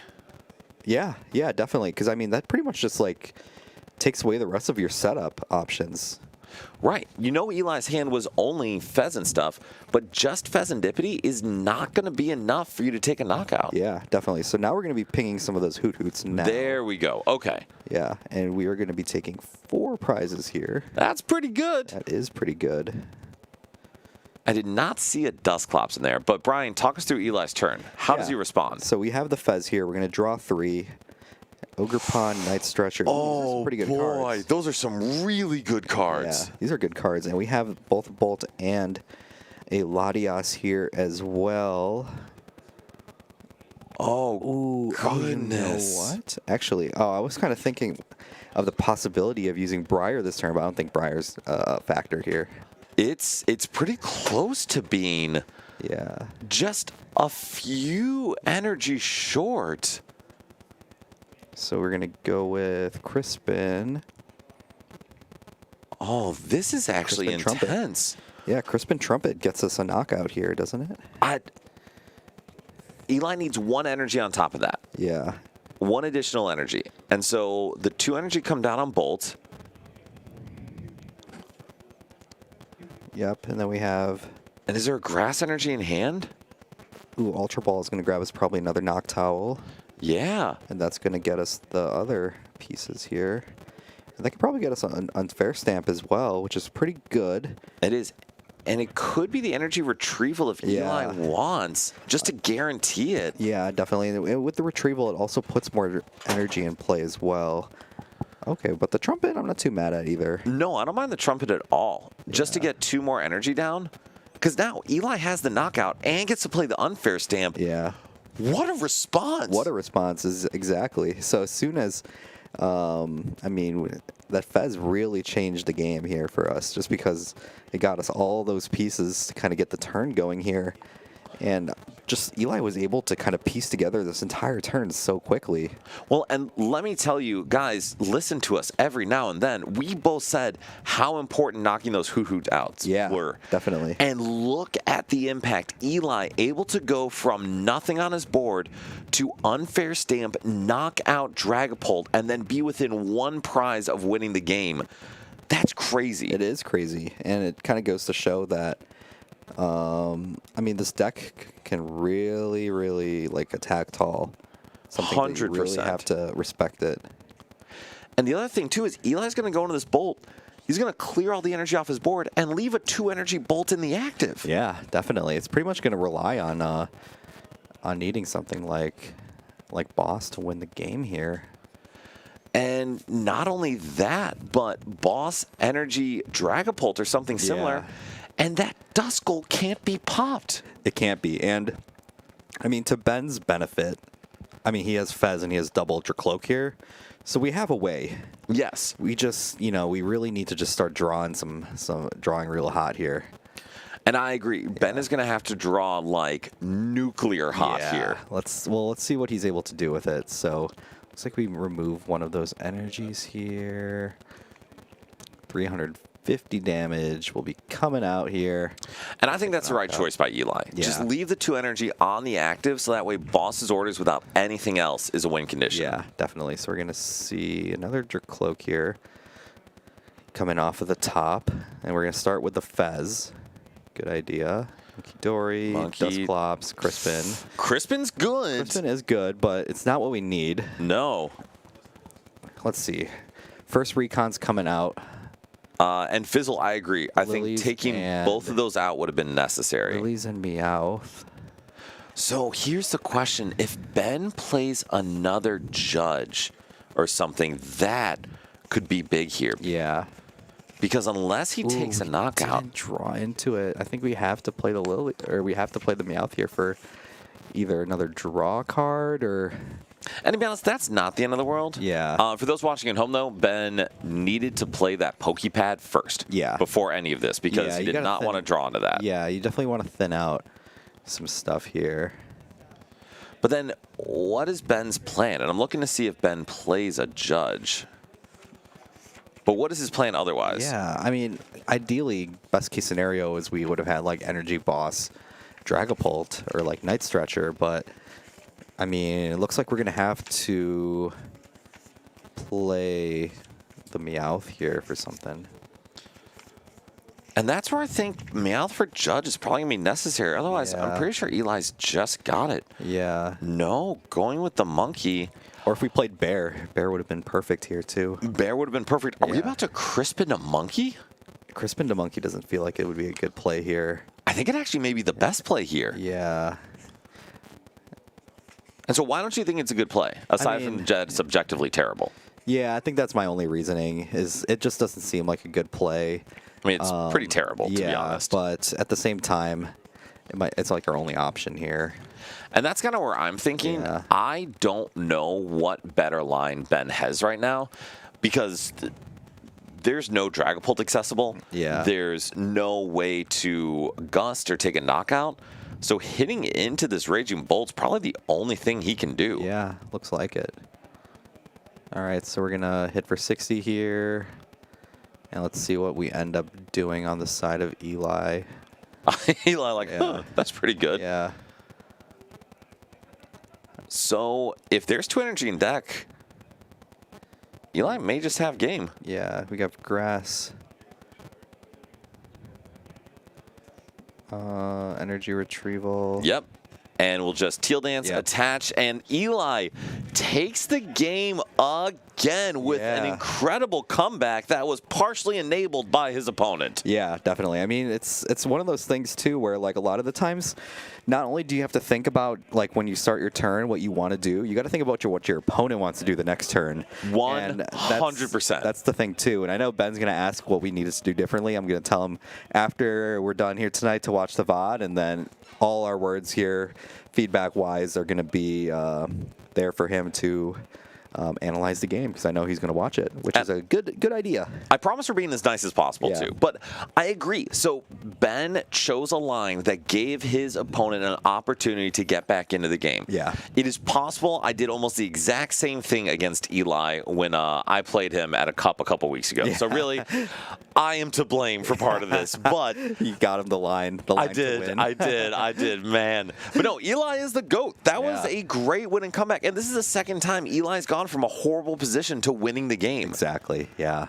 So that's got to give him some confidence going into Indy. Definitely. Yeah, definitely. I mean, he knows that he's got a good deck, and he's a good pilot of his deck, too. I mean, Yes. he's piloted Raging Bolt to countless regional finishes. So A lot. He definitely knows what he's doing with it, and he's hoping to take the next step this weekend. And so I will say, we were talking about this earlier. If you're going to pick a deck to play, I think picking a comfort deck is a good move. Yeah, definitely. Just because, I mean, reading the meta is always something important, but I feel like reading the meta and making like a last-minute decision is only something like the top 1% of people can kind of do. Comfort's always key, and it's definitely something that you want to prioritize over what seems to be the right pick for the weekend. So comfort is key, Yeah. with the caveat of it's a tier 1 or 1.5 Yeah. deck, and that is it. Yeah. I don't care how comfortable you are with your tier 4 deck, it is not going to go well. Yeah, definitely. Oliver, these start at 6:30 p.m. Central Time at Nerd Rage. Yeah. And we usually start stream some reasonable approximation of that. Yeah, usually within the first few minutes of locals kind of starting is when we start. Yeah. Kind of saying, I will be playing Block Snorlax to the Indianapolis Regional Championship. So the deck being legal for play is also a key thing there. Yeah, your deck is broken. You got a good deck. So as much as I am excited for Eli's deck being broken, we really do need to stress that he was slightly bailed out twice in a row. Yeah. What was the first one? So the first one against Lucario, he chose to attack with Mega Lucario rather than Solrock. Sure. Yeah. And then the second one, what's up? He wanted energy on the board. And that was an incorrect Yeah, decision. it was an incorrect And then on the second one, Ben decided to not kill your Hoot Hoots. Yeah. And he also laid out his whole board for Eli the first game too. He put 2 Mega Lucarios. He's like, I got all six of my prizes here, ready to go. I wasn't sure this one. Yeah. And so Eli's here, but just to give a quick recap for Eli. Yeah. So when he did his first Phantom Dive, he hit into Raging Bolt, put 1 on Phantom, 1 on Teal Mask, and then 4 on the big Noctowl. What we should have done is put at least 1 on each of the Hoot Hoots, and then instead of bossing Teal Mask Ogerpon, you should have bossed one of the Hoot Hoots, killed both Hoot Hoots, knocked out. And even though you'd be able to get your board down, you would not have been able to Noctowl for the rest of the game, essentially. And you were able to respond with a knockout because you used both Noctowls that turn. Eli is questioning that, but trust me, I'm right. And so, Bryce, I actually wanted to talk a little bit about where Raging Bolt falls in the meta. Can you throw up the just overall meta? So this is something we try to pull together. Brian, don't text. We're on the screen. I know. I'm trying. I got to keep up to date. Is it the game? Yeah. Wait, it's Spurs? It's Spurs Thunder Game 6. How many free throws does SGA have? 43 at this point? We will find out. All right. But so this is something I wanted to throw up because I wanted to kind of show just what are the decks in the meta right now. And this is going to blow everyone away. Dragapult is for the top 5 decks. Also, Spurs up 11 right now. Let's go. I know. I will tell you, this is a side note, I went to Game 3 of the NBA Finals last year in Indy. Oh, yeah, in Indy. Yeah, It was incredible. Yeah. I will swear to my dying day that game was fixed. Yeah. Like 100%. But anyway, back to this. Dragapult's for the top 5 decks. Yeah. That's crazy. That is crazy. And guess what the 4th deck is? Or the 5th deck is? That's another Dragapult. No, it's Raging Bolt. No, Raging number Bolt. 4 is Raging Bolt. Well, I know. It said 4 of the top 5. Oh, 4 of the 5. Okay. Listen, you're too busy checking the scores of the game, Brian. I know. I need to focus up. No, it's okay. But no, Raging Bolt is legitimately like a heavily played deck comparatively. Yeah. And Bryce, can you throw up the win percentages real quick? Yeah. And my thing, though, with this image, though, is with all this Dragapult, I'm kind of surprised there's not as much Crustle. And so that's the issue is... Oh, here's the winning percentages. Exactly. And so Yeah. Crustle actually has a pretty good win percentage of 50.81. And so just to be clear for everyone, this is data across all of the major events that have happened in the TPCI environment. So North America, South America, Europe, and Australia and New I like Zealand. how they call the slot box basic box. That is a much more professional way to put it. Rajan, do you want my honest thoughts or my supportive because you're here watching us thoughts? Because I can give you either. And Fizzle, it is kind of the only one-hit KO deck right now. Yeah. So, Brian, what are your thoughts looking at this? I mean, it's kind of like we were talking about earlier. You talk about how the slot box has such a good conversion rate and a lot of good winning percentages right now just because it has a good spread along the whole room. I mean, it has answers to Dragapult.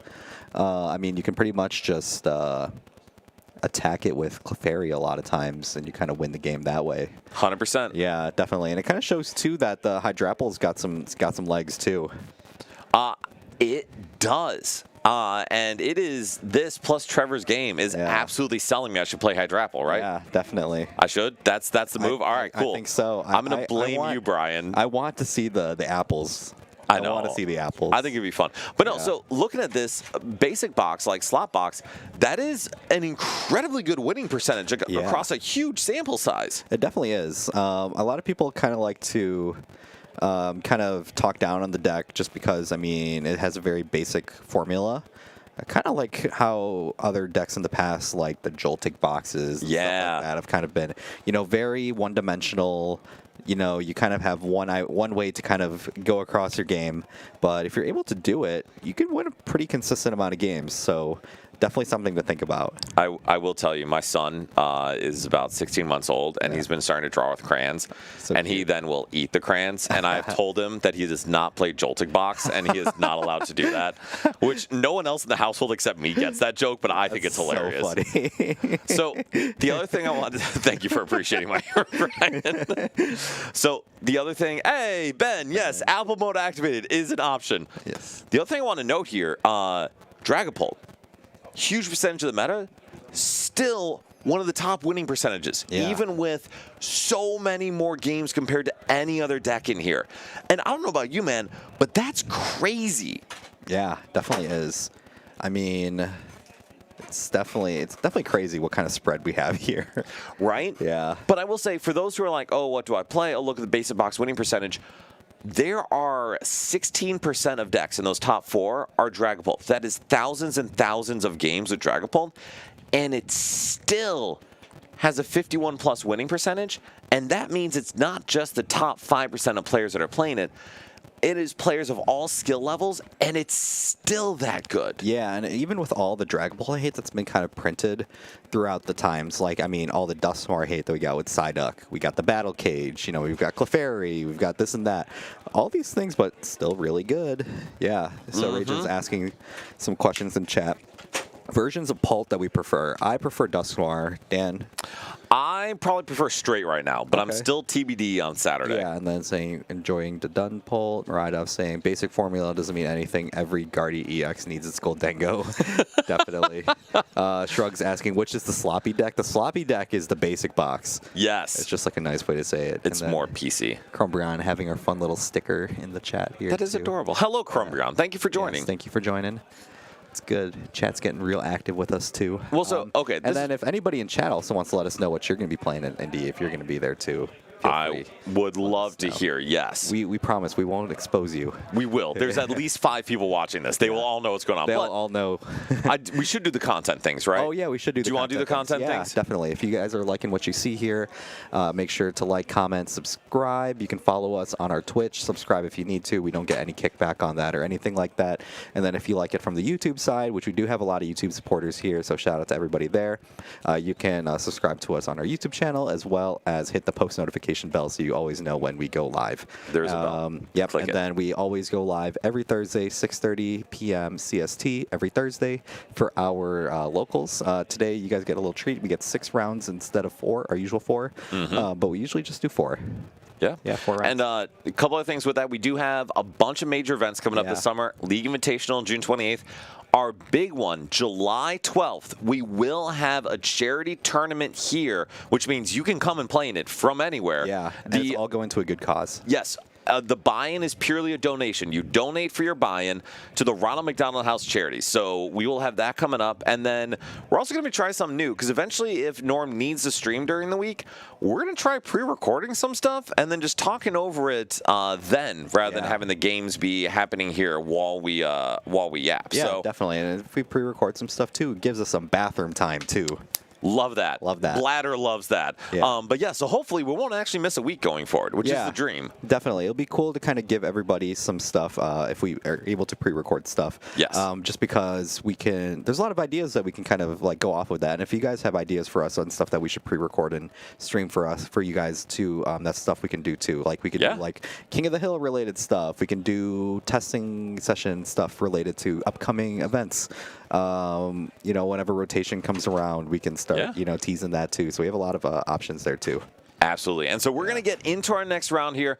We have a monkey mirror match, and by that I mean Blaziken Zorark versus Straight Pult. What a list. Holy. I know Adam's favorite Pokemon is Blaziken, so he's using any sort of opportunity that he can in order to use it. And yes, Capybara, the Ronald McDonald House Charities, we're not funding McDonald's, I promise. Yes. But they provide housing, food, and support services for families that have family members in the hospital, especially for long term. Yeah, and I mean, coming from both of us that are in the healthcare field, it's definitely something that both of us feel a big cause, cause too. So we're definitely very glad to be able to support that. 100%. And I'll mention it more in the charity thing, but my sister was actually in the hospital for a long time when she was a baby. And Ronald McDonald House Charities helped my family a ton with that. So obviously some personal investment there too. Definitely. So it's always good that we're able to be in this position to where we can even give back to the community and stuff like that too. So we're very blessed to be able to do that. Agreed. Yeah. And so in this game, we see Ethan attach the fire energy and then Lily's. Why the fire? Are we just trying to get that in the discard? Yeah, I'm thinking that might be the case here, but I would think the Psychic is always the ideal one too, unless there was something we saw in the deck search that I didn't see. Unless we only have one Psychic maybe and we prized another one or anything like that, but I would think the Psychic is the right decision usually. And I will say that is part of the importance of prize checking, especially with a deck like this with limited resources. You have to monitor that very, very carefully. Yeah, definitely. So we are going to see a fresh 8 cards come off of the side of Ethan here. And, ooh, we see some Crushing Hammers here already. We see a Budu. Let's see what else we decide to put down here. I don't think there's a good reason to use that Crushing Hammer right now, right? I don't know, but either way, the Crushing Hammer does go through, and we do clear out that one energy here, and the Budu is going to come down, and we're going to Itchy Pollen Adam here. So one thing I would say for all those watching this, hammers are cool, and a lot of times we can have the, hey, Firefix Chris, thank you for being here. Awesome to see you. We can sometimes have the TCG Live click the glowing card. Yeah. For Crushing Hammers, I think it is very important to save those for when it is an impactful discard. Yeah, definitely. I mean, if it's something to where you can put your opponent like significantly behind, like if this was a format without Crispin, I can understand the crushing hammer. But other times it feels like it's just to use, like a use just to use kind of scenario. Yes, agreed. And right now, with no Zorak on the board, with that Monkey Dory only moving a single damage counter, it doesn't really seem like it adds a ton of value. Yeah. Ooh, so we're going to see the Zoras come down, and Ethan is a little surprised to see what's going on. Gets a big smile out of Adam's face here. And then it looks like we are going to attach onto this Torchic here. Are we going to see a collect? Oh, no, we're just going to pass it on over. I actually would have loved to see a collect I would there. have liked to see a collect too, but it's okay.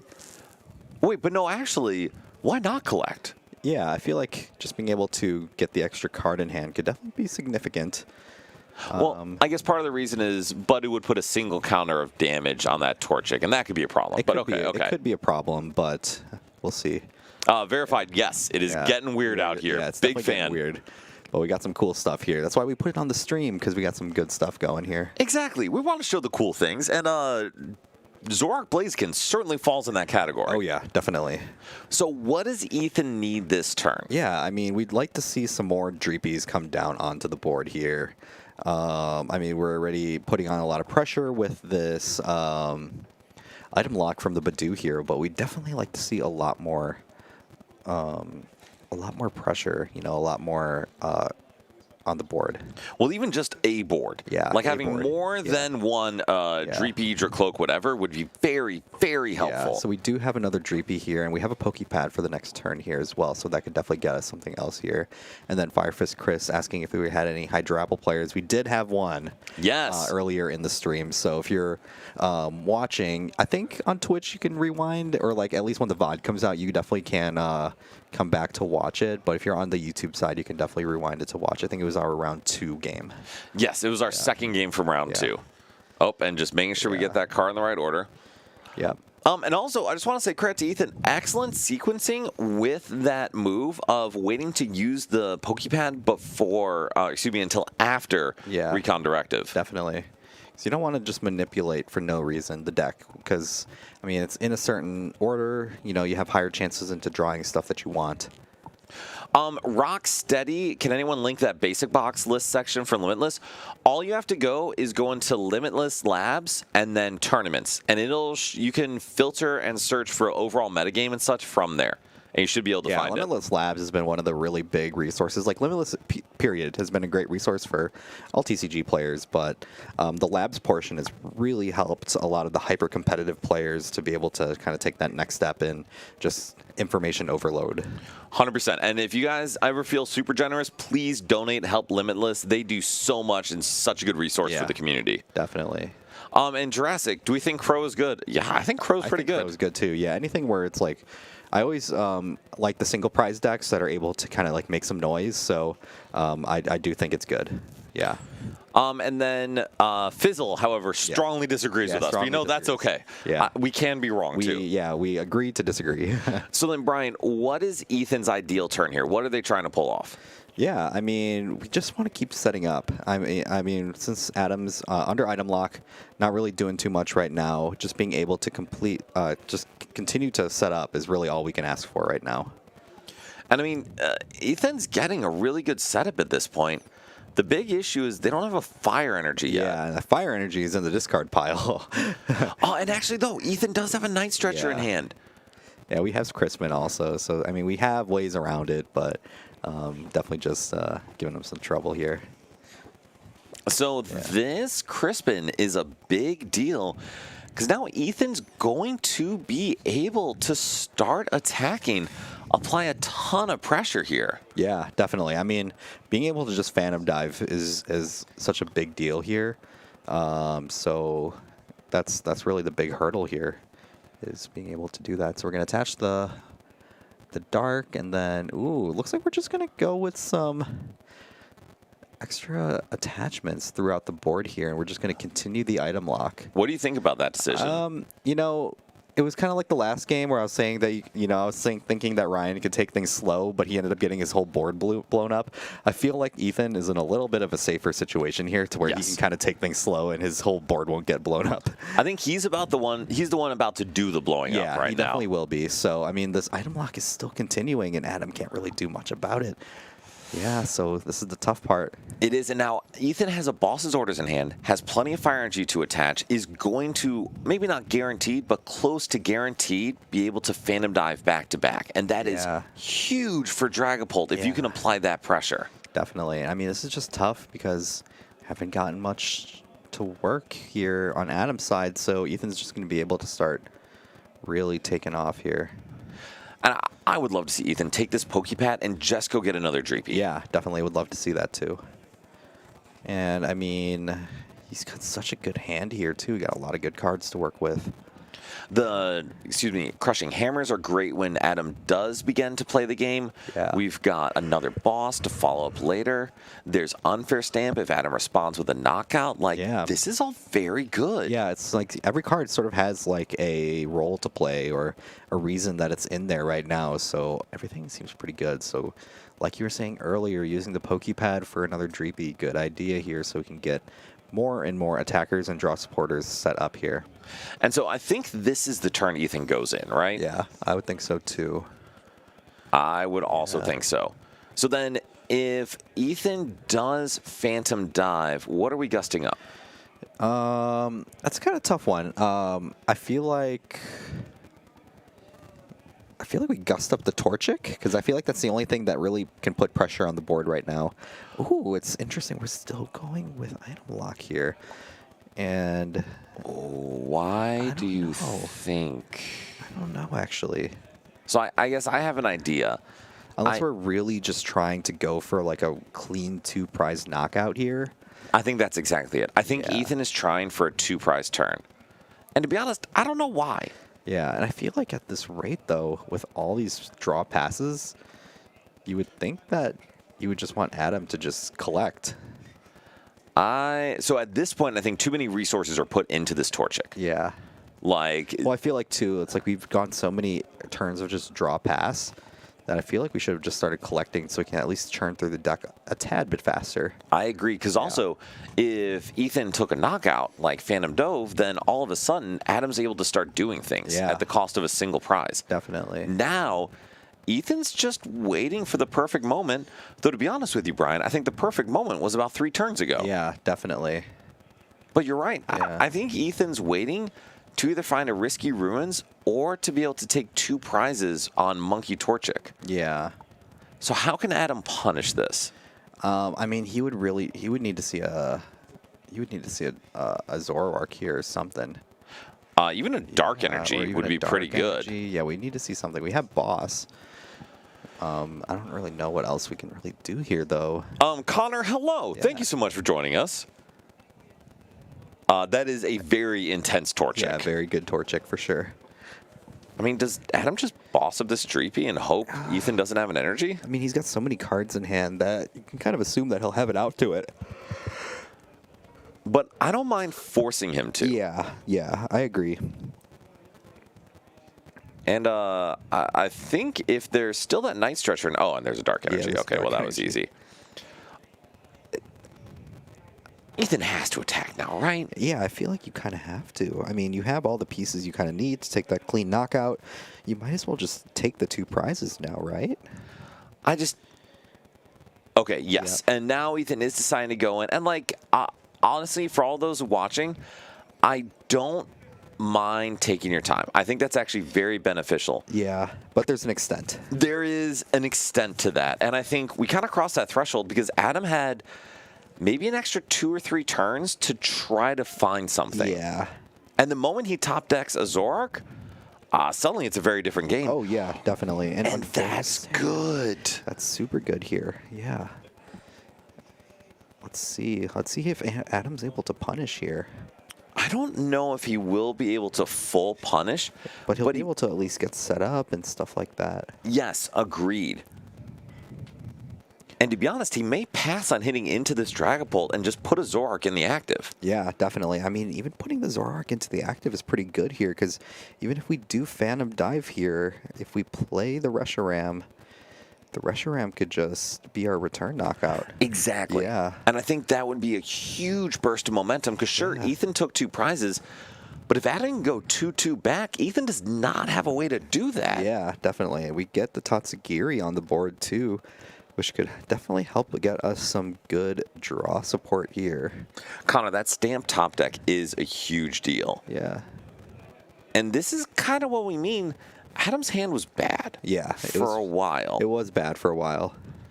But now, with that Stamp, Ethan kind of gave Adam enough time to get into it. Yeah, definitely. So I'm thinking this Ultra Ball here probably grabs a Zoroark, right? Yes. Yeah, so then we probably will play that Stamp, I would think, too. And then that's when we can really start the draw here. Connor, I also don't love the Tatsu grab. I wonder if that was just the only other thing to get. But I agree. It's a liability that's not going away. Yeah, definitely. Okay, so we're going to play it. And I feel like the reason why we would play the Tatsu on the bench is because we had the switch. I would agree with that. Yeah, and we would probably just play the switch into the... to put the Tatsu in the active so we can, you know, get a supporter. But, yeah, at least at this rate, I don't know how I feel about it. So the other issue here, too, is there's no room for a Reshiram or a Zekrom or any other attacker with Zoroark. Sure, we can go into Blaziken, but it's looking a little sketchy here. Yeah. Yeah. Let's see. So we're going to see 5 cards off of this here.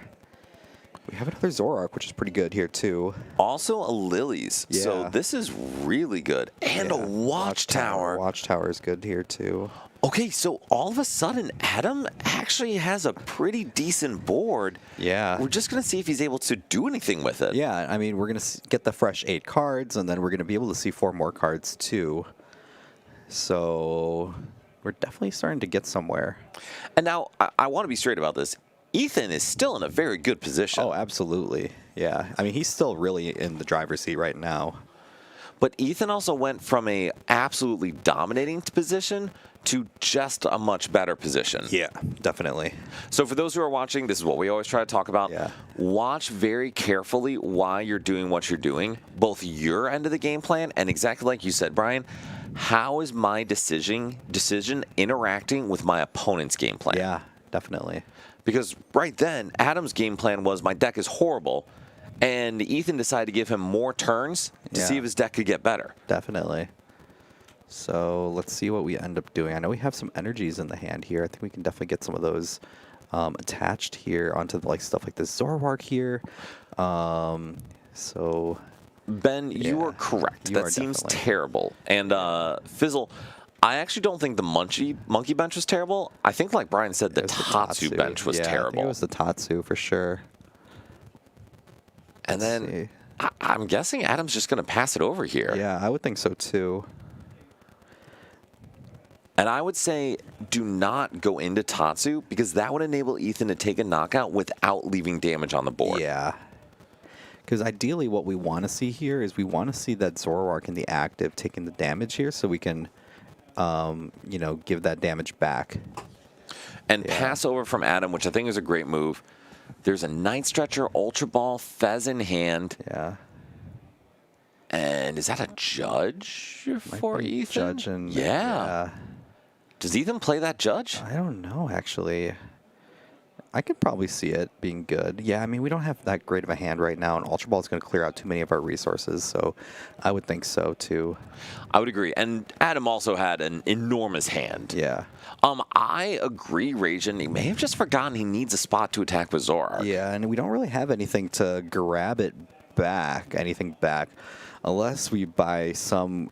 Oh, wait, we already played our Ace-Spec, so we can't play Scoop Up Cyclone. Exactly. And there's no Professor Turo scenario, anything like that. No Penny anymore or anything like that. And also, there's no way for Ethan to take a knockout without gusting. So I'm curious what the plan is here. Yeah, it doesn't look like we can really attack with anything here, so we're going to play the hammer here. That's it's going to remove that energy here as well. And it looks like we're just going to Phantom Dive. We're going to put the 6 damage onto the Zoroark here. Yeah, and then big hit Yeah. into the active Zoroark. So Monkey could take advantage of this, but right now, there's not a lot of good stuff Adam can do here. We have no way to expand our bench or anything like that, so it looks like we're just going to be trading some more here. And Adam digging for a rare candy. Yeah, I think our only other option here would be if we were to able to like rare candy Blaziken and like attack that way, but it doesn't seem like it would be a very effective way to attack, No, unfortunately. it feels really bad. Yeah, and especially since we have Monkey Dory here now too, we can definitely just easily take that knockout anyways onto like something like a Blaziken or onto Zoroark EX, anything like that. All right, so do you see the lilies for Adam? I gotta imagine Adam uses this monkey to knock out the Budu and try to set up a subsequent KO. Yeah, Because just putting 30 on Ethan's board, it's going to get kicked right back. definitely. Yeah, so might as well kind of just take that damage out of play and get like a prize as like a prize card as a reward for that.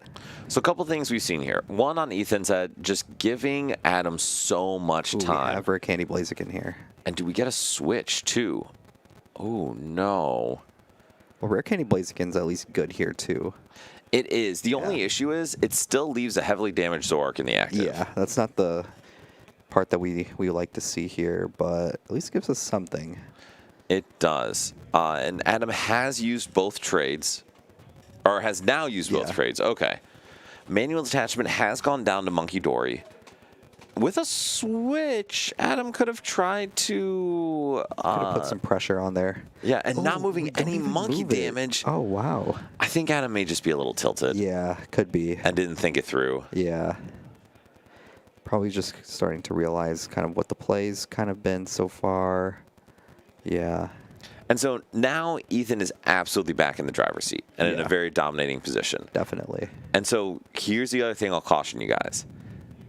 The phrase never punished hurts my soul because there were a lot of decisions that Ethan made that they could have been greatly punished for, but Adam either just through his draws or some of the decisions he made ended up not doing so. So Yeah. be careful walking out of games where you won and think, hey, I did everything right then because I won. Yeah. Because that is not the It's case. definitely not the case all the time, too. Yeah. All right, so then on Ethan's end, how do they respond?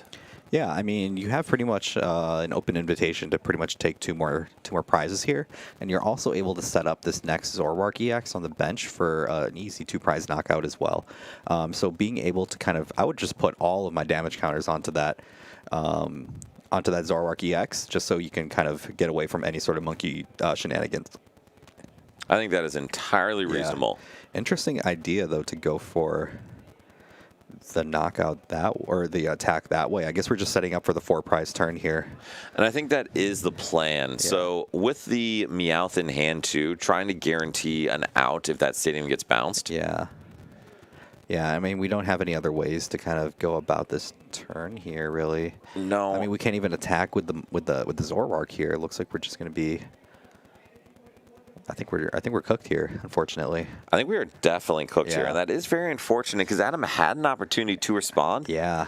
But just putting down that Tatsugiri stopped the I one shot of the Dragapult. I know. Unfortunately, it looks like he's going to scoop it up here, and Ethan's going to be taking the dub here. Yeah, and I will say, leaving no space for an attack with Zoroark, I think really was the death knell because Yeah. Adam had a chance to get back in it. He did. And then, a couple unfortunate kind of moves kind of put us behind. And then again, like when we think about it from like the perspective of best of 3, where it's like, if you kind of had a start like that, it's probably pretty easy to kind of recognize like, oh, we're not really doing much here. Why don't we scoop Right. it up, go to the next game, and stuff like that. I mean, a lot of things also kind of fell into Ethan's favor as well. He started with early Budu. He had pretty much manual attachments the entire game, at least each turn, so he was able to power up Dragapult stuff that way as well. So, a lot of those things kind of combined into one really just made this game a little difficult for Adam to come back on. Agreed. And I think we mention it all the time, just like we talked about it. Yeah. Very carefully map out your game plan and your opponent's game Yeah. plan. And I will say, from my end, dad brain, and also just playing less, I still do a really good job of mapping out my Yeah. game plan. Where losing concentration and focus hurts Yeah. me is I don't always map out my opponent's game plan as effectively. definitely. And it's one thing, too, of being an adult is like when you when we have our locals at 6:30 p.m. and you work the entire day, Right. you know, it's sometimes hard to. I mean, you kind of use this time to unwind, but at the same time, you're unwinding things. Sometimes means you're not really thinking as much and stuff like that. So all those kinds of factors kind of can kind of contribute to this as well. 100%. Kanye, Yeah. no, we're happy to have you here. Thank you so much for joining. Yeah. We have 6 rounds today because 6 it is a rounds. league challenge. Yeah, league challenge. So usually we would have been done by now, but we got 2 more for everybody here. Which I'm excited about. Yeah, Our judge, definitely. Michael, less excited about Yeah, it, but yeah. it's fine. Yeah, I'm just glad I don't have to go back to work tomorrow, so I'm good. I also have the day off tomorrow, I know. so I'm very happy. I know. Back on the weekend though, so. Oh, really? I know. So it's a perk and a downside. It is. When we don't have a lot of patience, our bosses say, hey, we got to balance staff, so people just like take days off. Oh, very nice. So It's we like don't have a ton of down patience. Yeah, nice. Yes. Yeah, it also helps with the holiday too. I know they were saying that for like our Memorial Day, like they gave people the day off and stuff like that because our like hospital acuity was kind of low. Not many rooms, but I was like, I will be staying at work because I want my time and a half. Perks of being an hourly employee. So I actually worked Memorial Day too because I get a holiday day then. Yeah, So I get an extra day of PTO. Yeah. We work for the same company. Yeah, in case no, you we guys get- haven't pieced that we, together. Yeah, we get the same Yeah. same benefits. So I already cashed out all of that too. Nice. I do not have enough to cash it Yeah. out. Not at all. But Yeah. Crumbrion, yes, slowing down and taking your time and lining things up is a really, really good decision. Also, going undefeated at locals is amazing. Yeah, it's I awesome. never go It's undefeated very at locals. difficult to do that. Yes. Yeah, because I mean, there's a lot of things that contribute to that because you need to have a deck that can function. Yep. Your deck also needs to function during the day, and you also have to hit like matchup spread that doesn't completely go out of your favor as well. So all those kinds of things too. So going undefeated at locals, you know, it's not an easy task. No, and it also shows that you've been optimizing your chances when you have them, because that's a big definitely. deal. Absolutely. Alex, great to see you. Thank you for joining. Yeah, hope you're enjoying fatherhood. Yes. It's a crazy thing. Yeah. And Rajan, dude, enjoy the time off. Yeah, That's awesome. Definitely. Yeah, enjoy it. Wait, Kanye, you're going to Indianapolis? Dude, come say hi, please. Myself, Eli, who else will be Kev. there? Kevin will be there. Yeah. Dude, come say hi if you see us. Definitely. And then I like this question a lot when people ask tips on going to your first regional and stuff like that. First thing, you're there to have a good time. So, you know, even if your performance isn't all that great, I always encourage people, if you're going for the first time, play all 9 rounds at least. So you Yes. kind of Or all 8 now, or all but 8 now. Yeah, it was all 9 when I first started, but like play all the rounds so you can kind of get your money's worth. That's 1, and 2, kind of see what kind of endurance it kind of takes to complete a full day. It usually kind of gets you all Pokemon'd out. You know, it really takes a lot out of you. 2, get a good sleep. Yeah, what everybody's saying. Get a good night's sleep. You know, not everybody's indestructible and can work a full day off 4 hours of sleep. So get a good night's sleep. That's very important as well. Everybody's saying bring water and snacks. Those are very important things. Don't be like me. I was the yerba mate and beef jerky kind of guy. But, you know, get a full meal in if you're able to. Bring a lot of snacks, a lot of carbs, get your energy up, stuff like that. And yeah, you're there to have fun. You know, make new friends. Connect with old friends. I always like seeing all my buddies from everywhere else that I don't get to see very often. That's my favorite part about regionals. 100%. And Leon, thank you very much for joining. It's awesome to have you here. I'll actually add, I actually love beef jerky. So my go-to snack is I will have water, I'll have coffee in the morning, and I'll have a bag of beef jerky and Pop-Tarts in my backpack because get some carbs to keep your blood sugar relatively up, get some beef jerky, protein, sustain yourself. And this is a silly one, but I try to have my lunch include some kind of vegetables.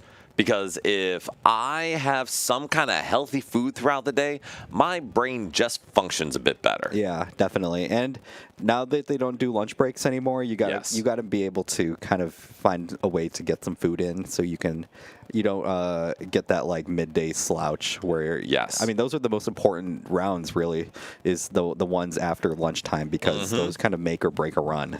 Well, that's usually when you're in, hey, I'm going to be in a good position for day 2, or hey, I make day 2. Yeah. Oh, see, there 2 monsters. That'll get you through the day, That was Leon. me too, because I would always get the 2 yerba mates. I would drink one in the morning, and I would drink one after. Nice. I would drink one after lunch, and then I would have my beef jerky spread out throughout the day. Yes. Yeah. But for other advice, and I'd love to hear everyone else's feedback too, if you're going with a group, designate a specific meeting spot, because otherwise you'll spend 15 minutes after each round wandering around. Other thing, it is okay to either hang out with your friends or just take some time by yourself to Yeah. like chill or come down if you've had a tilting round. Yeah, Like, definitely. give yourself space to think, feel through whatever it is. Oh, and another important thing too, you can call a judge to use the bathroom. Yes. Remember that one? I remember. 100%. I remember when I was in Charlotte. It took us a while to get started because I don't remember why. They started really late, and both my opponent and I kind of agreed is like, we really need to use the bathroom. So I'm pretty sure we were both the first judge call. So as soon as they said that we could start, both of us raised our hands calling for the judge just so we could go to the bathroom.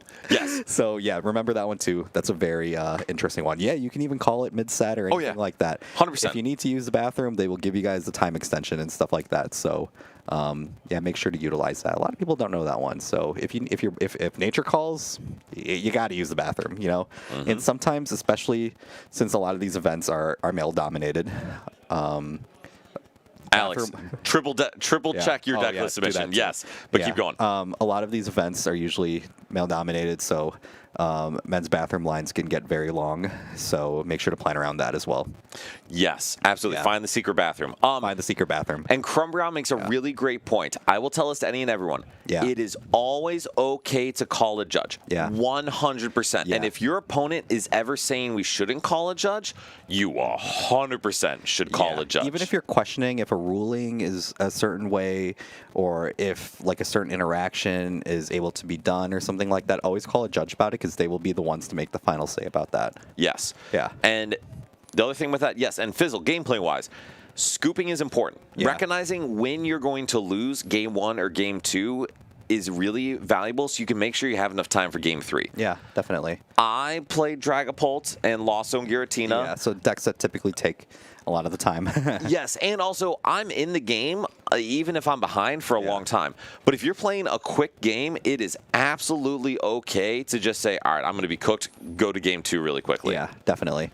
And then the other thing too is try to find time to like the city or enjoy the city. Yeah. Even though it's Indianapolis, you can still find a good place to eat.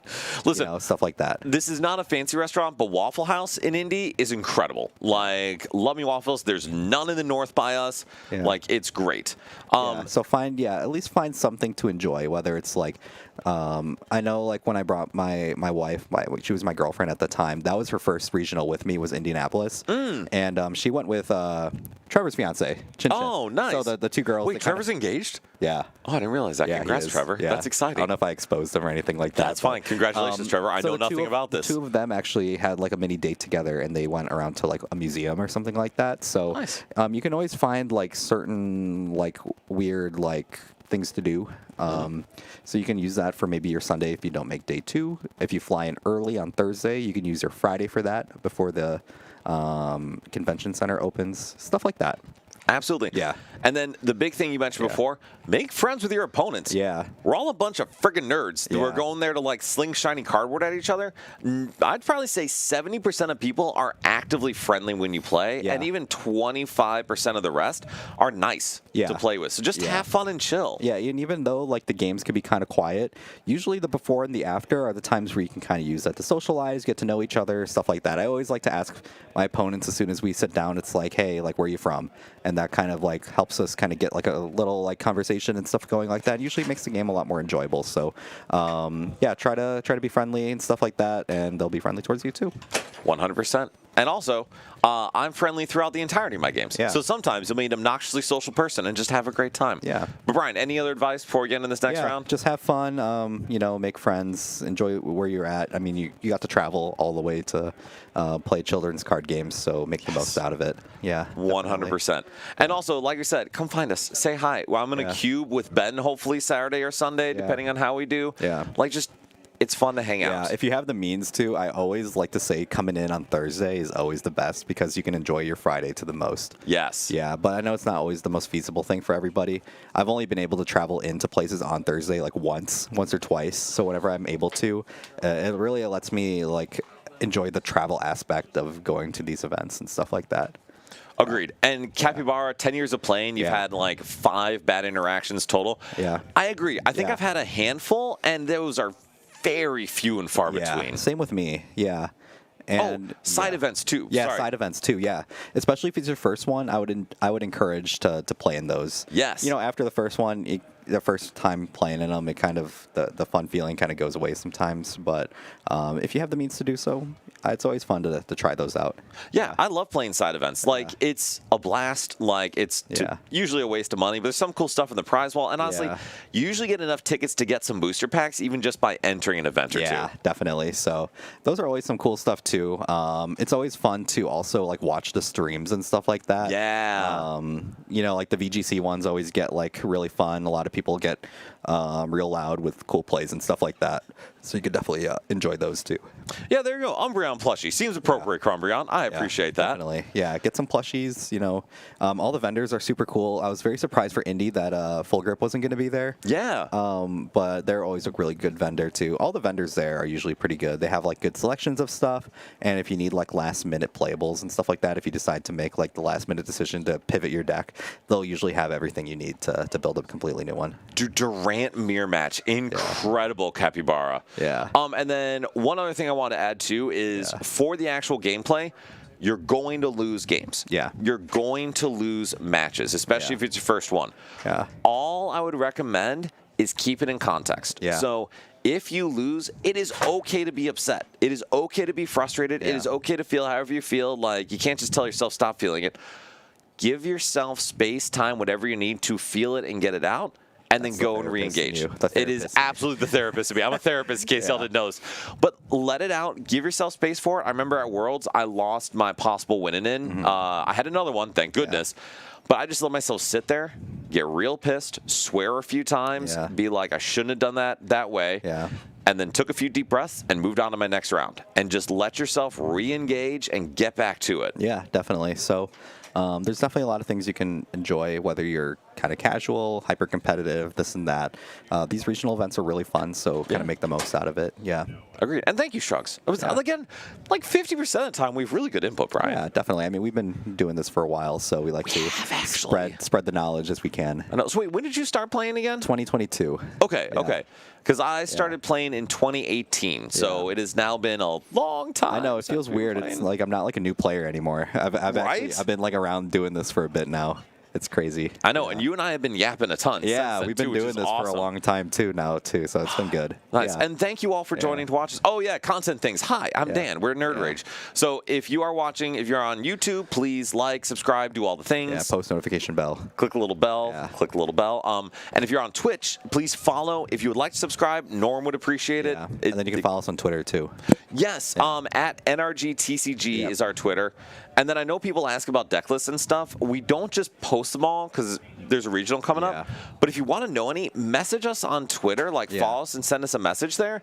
And then we will try to talk to the players and get you that list. Yeah, and definitely if you go under the following list on our Energy TCG one, Twitter handle as well, and you can find all the team members on there too. If you find their personal Twitters as well, usually after the events they're posting the list anyways, so you'll be able to kind of see what they've been playing. And it also gives you some input too to see what they've been playing to stuff like cups, challenges, and all that other stuff too, because a lot of the times they're posting those too. Absolutely. Yeah. All right, are we ready for the next round, Bryce? Yep. They're shuffling. That's fine. Let's throw it on there. Cool. Throw it on there so I can stand up. Yes. So we're getting to like wake myself up a little bit. That's fair.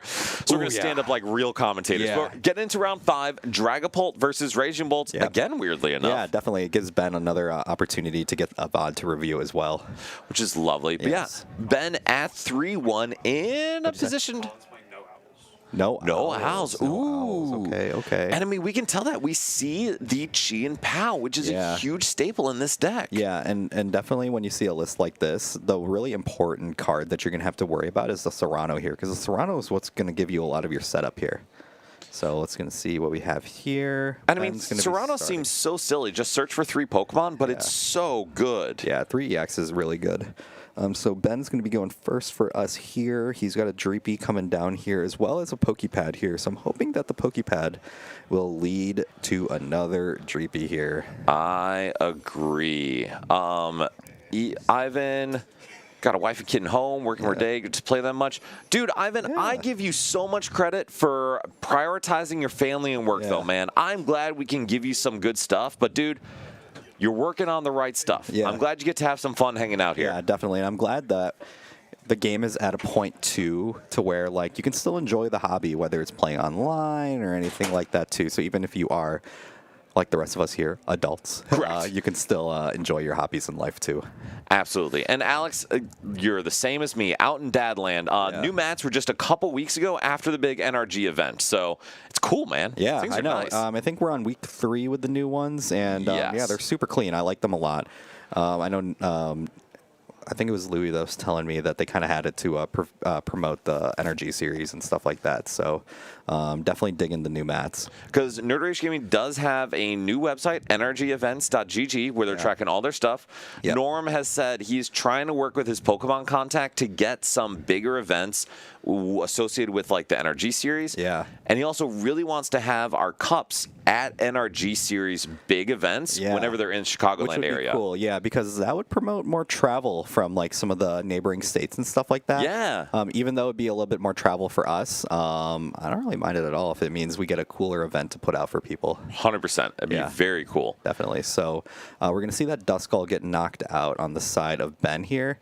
Let's see what we end up drawing here. We get a Pokepad here, so we're going to be able to see Dracloak here first. And I want to see... Perfect. I want to see that first. I would agree. Yep. Oh, that Ultra Ball is so important here. Yes, that's why I wanted to see it, because we can go Rare Candy Pult here if we really wanted to. Well, so, yes, I don't think Ben has Crispin, does he? No, but at least it would take a lot more effort for this... the Dragapult that would come into the active to get knocked out. So, yes, I don't think Ben cares too much about that. I think Ben wants to set up. Yeah, which I'm okay with too. Because I would say if Ben can hit his unfair stamp, he is cruising. Yeah, definitely. And there's probably a world where Ben does not evolve into Dracloak right now for exactly what you're saying. Yeah. Give a chance for a high roll. Definitely. It looks like we were going to be going with the Meowth here. Which is pretty good. Get that Yeah. Lilies. But if we are going to Lilies, that's when I would want to just Pokepad for Cloak. Yeah. Or another Dreepy. I mean, we have a Cloak in hand, I'm pretty sure. Or no, we have Pokepad for Cloak. Yeah, you're right. Yes. Because we use the other one from hand. Yeah. Yeah, I like that as well. And so what is Ben's ideal pull off of this Lilies? Yeah, I mean, if we're able to get like Energy and like Budu, that'd be really good just because we can start item locking and it allows us to preserve both of our cloaks. That would be a really good idea if we're able to get like Crispin for next turn. That would Yes. be really good too. You know, a mixture of like a lot of those things plus cards to complete, like to continue sitting up, like another Duskull, Yeah. Stretcher, stuff like that. And Alex, yes, another bigger Chicago SP would be fantastic. Yeah.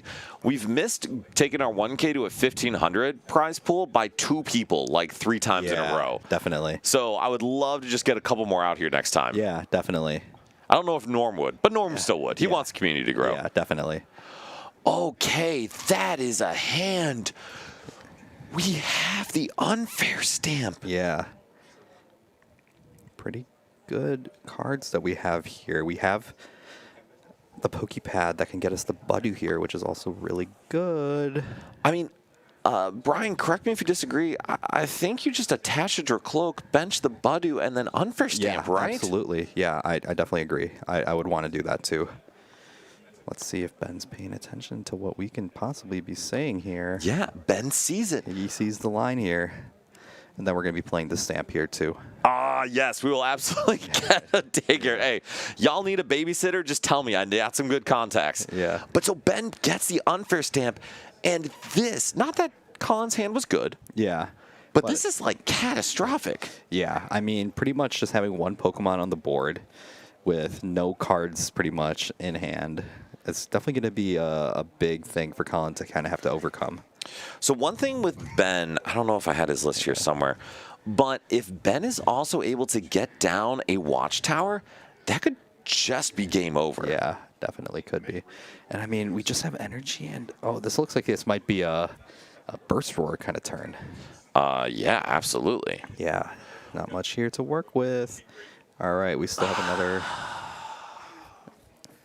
So recon. here's the thing. We should have burned those 2 Buddy Poffins first. Yeah, absolutely. And then we should fail this Buddy Poffin. Yeah. And then play the other one and fail it. Yeah. And then play the other one and fail it. Yeah, definitely. But I mean, this turn has been so good so far that last part is kind of like if you're able to do it, that'd be great, but not the worst thing in the world. It's not like it's a game losing scenario. At least I hope not. So it's not until Ben's hand gets disrupted. Yeah. And he draws multiple Buddy Poffin. Yeah. So again, it's one of those things, like you said, Brian. Yeah. On the surface, everything's going great. You just have an extra Buddy Poffin or two. Yeah. And then the moment Colin rips some kind of disruption and Ben sees those Buddy Poffins again, Yep. things are no longer good. Definitely. So we're gonna see. Ooh, the lily off the top is crazy. That's so good for Wow. Colin. Goodness. I mean, that's just wild. Yeah, I know. Add insult to injury kind of thing. I know. Yeah. Now, And granted, yeah. Colin has to raw find a lightning energy. Yeah, he does. He needs to find a lightning energy. It'd be nice if he was able to find a bunch of other things too. But I mean, this is a good position to be in. It is. Off of that unfair stamp, just to be able to hit 6 clean cards is great. Ooh, and he hit his own unfair stamp. Okay, so everyone, listen to Dan Yep. for 10 seconds. Ben, hopefully doesn't, could get really punished for keeping those dead cards in Oh, hand. yeah, definitely. But Yeah. Colin has to make a choice. Does he burst roar this hand? I don't know if you burst roar this hand. This hand's kind of decent. I mean, you have It Meowth, is. You got your ace spec. You got a lot of things too. Yeah, he's contemplating it too. Yeah, And I think the question just is, I think he's gonna do it. is he going to burst roar? I think he's gonna do it. Maybe Mamak. Maybe. I don't think there's anything particularly wrong if that is the specific motivation. But I still would have liked to see Buddy Poffin played before the recon directive. Yeah. Okay, Ooh. just retreating. Retreating. That seems way worse. Yeah. Ryan, like I don't know. significantly worse. Yeah. Why did we do that? Yeah, I'm not a fan of this either. So for those who are wondering why I am freaking out, Ben typically would hit into the Raging Bolt and then have to gust to spread damage to the Latias. However, Ben now will simply just have to hit the active to be in a really good position. Yeah. And so Ben does attach to the Cloak. And honestly, Ben can get away with just going Itchy Pollen here Yes, and cleaning up the next turn. I agree. I still would like to see Ben play this Lilies. I would like to as well, because I mean, you kind of need the rest of your setup kind of going here, but he's in a really good position right here. So, and Mamako, just thinking through more what you're saying about keeping the Boffins for Ultra Ball, Dragapult does have a lot of cards that, as the game goes on, you want to thin out. Yeah. Like extra Crispin, other search cards you don't need. Yeah. Even an extra like Buddy Dreepy or Poffins Cloak. are pretty much useless cards past turn 2. Yes. Well, hopefully they are. Yeah, Because if they're hopefully, not, things are in a dire place. Then you're not really doing too much here. And so we do see, honestly, pretty good hand Yeah, off we're of that. definitely seeing some stuff here. All right, you see All right, the we draw. Polk. Yeah, Polt. Okay, okay. Polt is really good. So now Yeah. Ben is in a fantastic position here. Yeah, he can definitely clean up this next turn. And to be honest, he may be able to actually just clean up this next Yeah. turn. Oh, this is tough though. It is. So Colin probably going to have to go with a Crispin or something here. Yeah, he's gonna have to Meowth for Serrano. Oh, Cyrano. Okay. Okay, so I think we do have grass energies in hand, so we can definitely grab some other stuff here. Ogerpon, Kang. And I mean, this is actually a really good turn to go into Kang. And for those watching at home, this is absolutely, the slot box version. Yeah. This is not Raging Bolt with some stuff. This is Yeah. slot box with Raging with Bolt. a Raging Bolt in it. Yes, because Yeah. you saw the Passimian is in there. There's a bunch of things in Yeah, here. definitely. So then 3 cards coming, or 2 of those cards coming down. And does Colin go into the Kang here? I think so. I mean, if you drew or you took it out of the Serrano, I would hope that you kind of keep it on there. So we're going to see extra 2 cards here. Okay. Okay.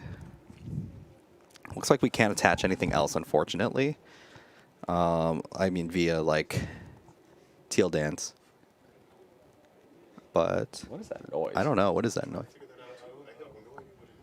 Sorry, there's some random big Yeah. noises going on outside. So maybe the aliens are invading, like everyone Yeah. is talking about.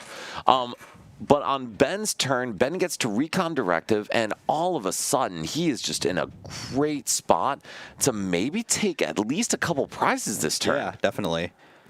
He definitely can. We're going to go straight into Dusk Noir here, as well as put the Pult down. Do we have the Psychic Energy? We have it in the discard. So we will be able to Teal Dance this turn, or I mean, Phantom Dive this turn. So my question is, does Ben want to? I would hope he wants to, but it's like what we were kind of saying. Do we play things slow or do we go all in? It looks like we're going to go on the kind of all-in route of it. And for this one, I don't know if all in is the right call. Yeah, I mean, he's contemplating the boss here. Probably to take the Latias out of play here. And But he's contemplating also the Dusk Noir as well. So I think if Ben does go in here, the plan is to go in with Dusk Noir and Meowth, Yeah. Gust Latias, and then knock out Meowth and set up the remaining damage counters on Raging Bolt. Yeah. I think so too. Yes, Yeah. and this is the call. The other thing that Ben can do is hold the Dusk Noir and close it out on a 3-prize turn or something. Yeah. But I'm going to be straight with you. I kind of like this better. If Ben chooses to do that, it would have been better to not take a knockout. So I think if Ben's going to go this line, pop Dusk Noir. Yeah. I think so too. What do you think, though? I want to see the Dusk Noir pop too. Yeah. Because, I mean, we're pretty much able to set up the final 2 prizes on something like the Ogre Pond. And now, luckily, Ben has kept 7 Buddy Buddy Poffins in his hand, Yeah. so he is able to go get another Duskull if he so desires. Yeah. Definitely. But I think the other one's in the discard, so he would need... Yes, that is true. He would need to use a Night Stretcher to get one. So Iron Leaves would need 2 Grass Energy in order to attack. So it's Grass, Grass, colorless. Yeah. And then Ben does have that other Buddy Buddy Poffin, Yeah. as we all expected, perfectly played. Yeah. I think Ben was hoping there was that other skull in deck. Yeah. But we will be using it for another Dreepy. Which isn't bad. Yeah. Let's see. Shuffling up here. Looks like we're going to be going for that Phantom Dive pretty soon here. And this, I think, is still a really good turn. Like, Yeah. it is not quite what we were hoping for, but it's still good. Yeah, definitely. So we're going to Phantom Dive. We're going to take the knockout on the Meowth here. And then I got to imagine one goes on the Ogre Pond, Yeah. and then the rest go on Maybe the Raging Bolt. Bolt. Yeah, Yeah. definitely. So we're going to be taking 4 prizes here. And that is a big turn. Yeah, definitely. I mean, we get something like Crispin here. We have another Meowth. So as long as this Dragapult's able to survive, we might be able to clean up the next turn here. I don't know if this Dragapult's going to survive. Yeah, I doubt it, but you never know. There is a grass in hand. Yeah. Go leaves. You're right, actually. Colin could have gone into that Iron Leaves. I actually think that could have been worse for him, though. Yeah, it kind of uses up all your resources that way. Puts another liability into play here. Also, Iron Leaves has to leave the active to attack again, so would have needed to find a way to switch it out. Yeah, so we're going to go Fez here. Plus, give Ben another bench space to work with, Yeah. since this Budu's kind of useless at this point. Yeah. Ooh, so we still have the Unfair Stamp to work with here, too. And I think that's going to be part of the plan for Colin, is to get Raging Bolt set up for an attack, and then go with the Unfair Stamp, Yeah, which seems really good. definitely. Or Clefairy. we can just take the one shot. Colin can take the one shot with Clefairy. Oh, I don't know if I like that play, though, because if we go with the one shot on the Clefairy, I mean, you're absolutely right. You just- This you just it lose could the get game. knocked out off of Yeah. Crispin. you just lose the game. All right, so we don't know. see the Crispin. Crispin. And honestly, I think for Psychic Lightning. Although I guess Lily's Clefairy is probably going to be doing enough damage on its own to clean up a Meowth or Yeah. even Pheasantipity. But still, this is a clean knockout, but you're right. It's sketchy from here. Yeah, it is. Just because if Ben's able to just get Polt and Crispin, which he has pretty much outs to in hand, this is pretty much game over from there. So this is where we were talking about going slow versus going fast. Yeah. I think this is actually a game where I would have preferred Ben to wait one more turn. And the Okay. only reason being, like you said, Ben doesn't have a guaranteed follow-up right now. Ben is going to have to play Crispin in order to attack. And Yeah. if Ben had waited one more turn and attached an energy to the second cloak, that wouldn't be a threat. Yeah, definitely.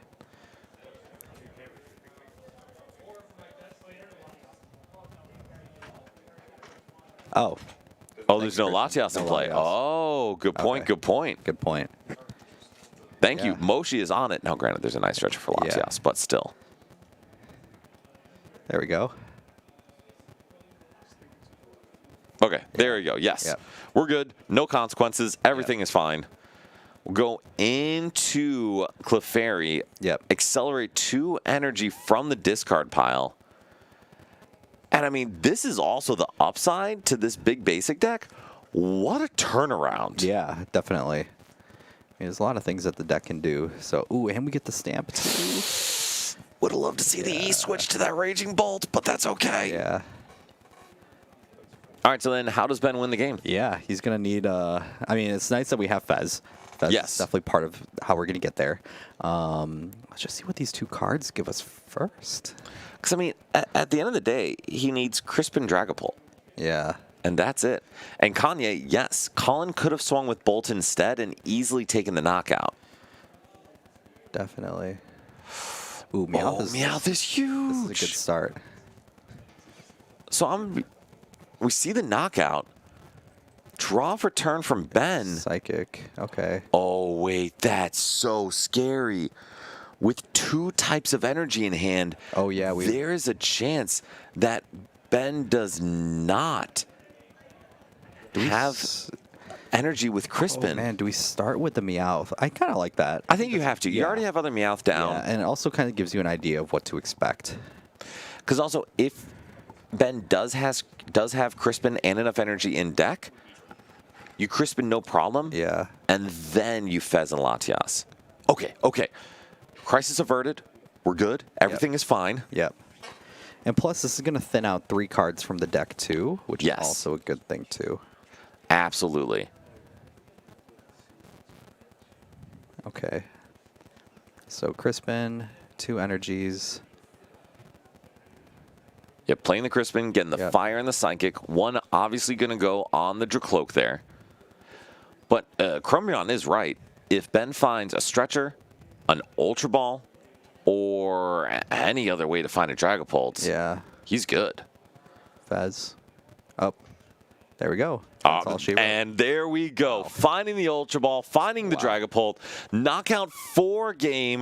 That was pretty cool. That was pretty cool. That was Definitely. a good comeback, too, by Yeah. Colin. And Bryce, do we have a second game? We got a second game. Can I switch out Mochi for a sec while I run to the bathroom? Yes, absolutely. Moshi, tap in, my friend. So we are back with Felt Pikachu Trevor playing Hydrapple into Alec playing Greninja EX, both at 4-0. Yep.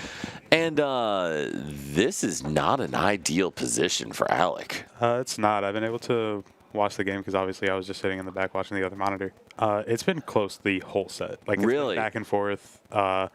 Alec had a huge grand tree turn that I saw. Unfortunately, missing game by an energy card not being found there. Dang. I still don't know if it's. I guess we still have Fez. Okay. Yeah, so Alec can draw a few more cards and never check, guys, but Water Energy was the top card. Well, I mean, to be fair, we had no draw on board beforehand. That's true. That's true. I think it's different if you look at it with no draw on board and compared to if you have a draw. Yeah, that's also very fair, Yeah. yes. But yeah, outs our Night Stretcher, a Water Energy. Yep. There's a lot of options here. But also, Trevor needs 2 prizes. So Yeah. there's not a guarantee that he's going to have the gust to win the game. That is true, but there's also like a huge chance that he just does because of how much. Oh, there's the water energy. And we see the water energy. So, This deck's broken. Alec getting the Mega Frostlass down, able to reach a huge one-shot on the Hydrapple EX. And that is a really interesting deck, Moshi. Yeah, I was very interested when I saw that they paired into each other because I was like, I don't know how this matchup goes because I didn't know that either of these decks were like liable by any means because I didn't know Hydrapple was a thing going into today. So until I sat BFA down. is absolutely a thing. I don't know if anyone else calls it BFA, but I've decided it is BFA. Big, fun apple. Yep, that's what I meant. Yes, it is honestly a very real deck. Yeah. It's highly competitive. Frostlass Greninja, I don't know if I'm sold on that one.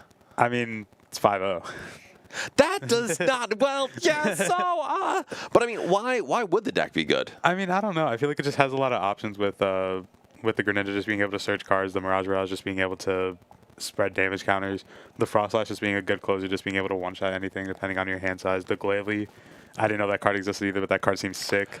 It's very interesting. And then just the synergy it all has with the Dusknoir on top of it, Yeah. I think it's very, I don't know if it's good, but it's doing something right. I mean, it's cool. Yeah, Absolutely. And Kanye, BFA, possibly heading to Indy. And Sammy, I will see you at Indy, but good luck. Hope you get another top 8, man. That would be sick. Hammer Pult. Oh, that also may be what I play. I have no idea, guys. What do I play? Well, Dan, if it means anything, I lost to 3 of them today. Wait, did you really? Yeah, I went to What happened? Game 1, I got Unfair Stamp Watchtowered, and my other 2 stadiums were prized. Yeah. I Wait, was what were you I playing? was playing Owl Bolt. So I was playing Eli 60. 'cause I've been yeah. working with Eli for, like a month and a half now? Yeah, basically. And then Game 2, my Dragapult opponent is playing Latias and Blood Moon. Oh, And that's pretty good. I didn't know that. Oh, that's not good. And so it was kind of like he went Pokepad for a couple minutes, failed it, Ultra Ball for a couple minutes, failed it, and he's like, oh yeah, I have game by the way, just benched them, and I was like, okay, well, you could have just done that earlier, that's cool. Goodness. And then round 3, the exact same thing happened where I got Unfair Stamped Watchtowered, and I just couldn't draw anything. Sammy, I am so torn on what to play. Send me your 60 if you're down. I may just run it with you and just rip it. And Crumbreon, I actually think, funnily enough, not to shoot you down here, it's actually by far the worst version based agree. on the data. And hey, this is a great transition. Bryce, can you pull up the data, please? Because I'd love to look at the win percentage. We're kicking Moshi out apparently for Brian again. He has reasserted his dominance here. Yeah. But looking at all the different top win percentages for decks, you see Dragapult Dun at 51.38, Straight at 51.28. Dusknoir at 48.92, and I ran out of space on my screen and it could not get to Chicken Pult. And, okay, Crumbreon, is there a different way to play it? Because it really has been underperforming in our formats. Yeah, I wonder if there's a different way. I forgot, who was the player that kind of put this on the map? Austin Charles. Yeah. He's been playing it a lot. Yeah. And I wonder if he has some new sauce. And not to say it's a bad deck, it just, like Gardevoir instead of... Okay, so if it's a Blaziken deck with supplementary Dragapult, that's a different thing. I still don't know if it's better than regular Dragapult, but Yeah. that makes a lot of sense what you're saying. Do you kind of see what he's laying down? Yeah. So then, what do you think is the best way to play Pult, kind of looking at all this? And actually, Bryce, can you throw up the day 2 data? Because I think that's also super informative. Yeah, I would probably just say I like Pult Noir this weekend. Because I wanted to Yeah. point out, that was the day 1 data. So that was just any and everything. This is the day 2 data. Don't ask me how a Sharpedo Toxtricity got mixed in there, but this is the day 2 data if any deck had a total of 10 or more decks across these events. And Dragapult Blaziken is on the list at 48%. Yeah. But, I mean, looking at this, too, what do you think's the best Dragapult version? I mean, I'm always going to be biased on Pult Noir. I just feel like it's got the highest skill ceiling with it. And it's really able to just blow up boards and do crazy things. So that's definitely the one that that I'm definitely most biased to. If I were to pick a second one, I don't know. I'd pick the Dunsparce one. I feel like it's almost brick-proof in a way, and there's a lot of other ways you can kind of be flexible with the deck. I think that makes sense. And I'm sorry, Fizzle, a Togekiss in Pult a Togekiss. I am interested. Putting another stage 2. You know, why not, man? I got 4 crushing hammers in there. Why not? Let's throw something else in. Yeah. Sammy, I'm so down to run games. Yeah. Shoot me a message, and if I can, I'd be happy to. Because also I probably need a couple good games. Probably good practice. It's probably a good idea. But what else do you think, looking at this data, Brian, for day 2s? Crustle. Yeah, Crustle has a very good win percentage. Crustle. I mean, Crustle also has a lot of, especially when Pultnor wasn't the meta, it definitely was farming a lot of them. Yes, Yeah. absolutely. Crustle for sure. So is Crustle worth playing? I think Crustle's worth playing. Yeah, definitely. Yeah. No, don't tell people that. No, I don't want to play Crustle. I know you don't want them to. I know. But I'm for the people here. So let me ask you, though, for the people, that's good. Yeah. If I want to beat Crustle, which of these Dragapult lists should I be going with? Dusknoir. Dusknoir, really? Over the Dun-Dun? Yes. So why? Lay it out for me. I'm curious. Well, the Dusknoir can knock out the Crustle. Yes, Yeah, it can. that's like the main thing. That's like your game plan into it, because I feel like the Dun-Dun version doesn't have. So the EX. Dun-Dun EX The Dun-Dun can EX. shred. That's true. The Dun-Dun EX does have the shred, so I would say that's the other reason too. I like the Dunsparce one is it has that into like the Dunsparce EX into Raging Bolt also is really good. Yes, absolutely. Into that like Clefairy box too, and big basic box. Yeah. So I mean, both of those have like that tech in there. Yes. That's what I kind of like about it. Yeah. So one of the things I've been thinking about too is for Pult, how do you shift the list to account for all these shenanigans? Because kind of like we were talking about, Yeah. if you're running straight Pults, you got like 8 spots Yeah. to do something cool. Yeah, you do, and I don't know. I feel like it's hard to, because the list is pretty tight. Because you really do want to be consistent. Well, so Yeah. that actually I think is a fascinating thing with Dragapult right now, is the list actually isn't tight. So you've got about 51 of 52 mandatory cards, Yeah. and then you can throw in hammers, or Dun-Dun line, or Yeah. Dusknoir, or if for some reason you're feeling desperate, Blaziken. Like, you can throw other cards in there. It's just usually as a package. Yeah, And yeah. so- I think that's where the tight part comes from. Is like you have to kind of commit to a package. You can't really Fair. You can't really do like a little bit of everything. You can't like put in like a Dunsparce 1/1 line and like a Dusknoir line too at the same time. You kind of have to commit one way or the other.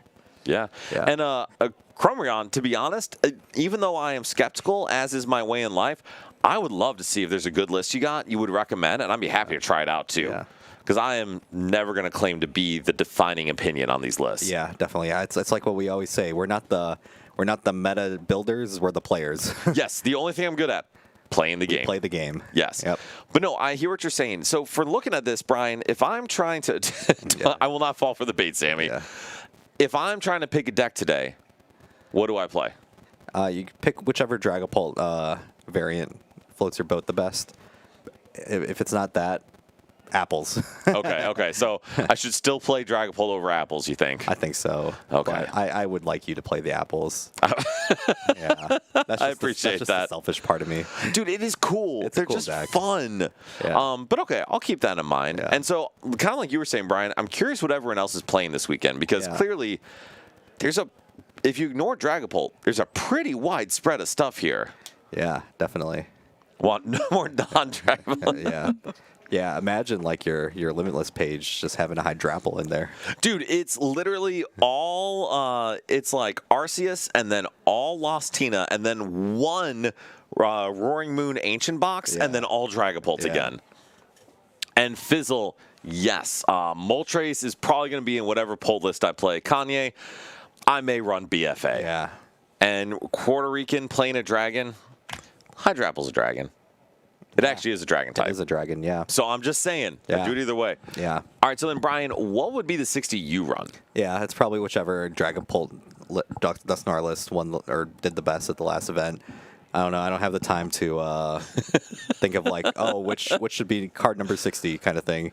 It's like I'm gonna do that, or I'm gonna consult someone in the chat and tell them to give me a 60, ask them for a 60 very nicely, and then play that. I mean, that's fair. Are we getting very much like old man yells at clouds energy right now on how we're picking our decks? Yeah, All right. definitely. That's super fair. Yeah. Bryce, you can go ahead and throw it back to us. Did I send any other thing? Oh, that was it. We should actually talk through some of those decks. Can you throw up the straight Dragapult deck, Bryce? So this is the straight Dragapult that actually just won Melbourne. And exactly like we were talking about, has hammers, Yep. has Moltres, One Meowth only, though. one Meowth, Yeah. because if you look at the stadium split, there's one Rockets Watchtower. Yeah.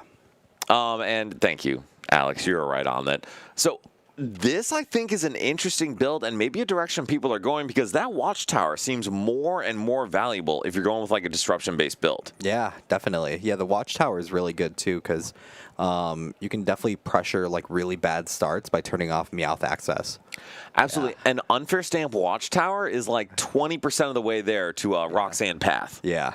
And Oh, yeah. It's pretty much, like, the same in a way. Right. Yeah. The nice part is, though, you don't have to have your opponent be down to 2 or 3 prizes to play it. Yeah. Kind of like we saw, you knock out one Budu, Unfair Stamp, put down a Watchtower, good luck drawing out of that. Yeah, It's pretty scary. definitely is. So is there anything you would change in this list? I don't know. If you can find a way to get the second Meowth, that's the only thing I'd rather see. 3 Crispin's definitely interesting.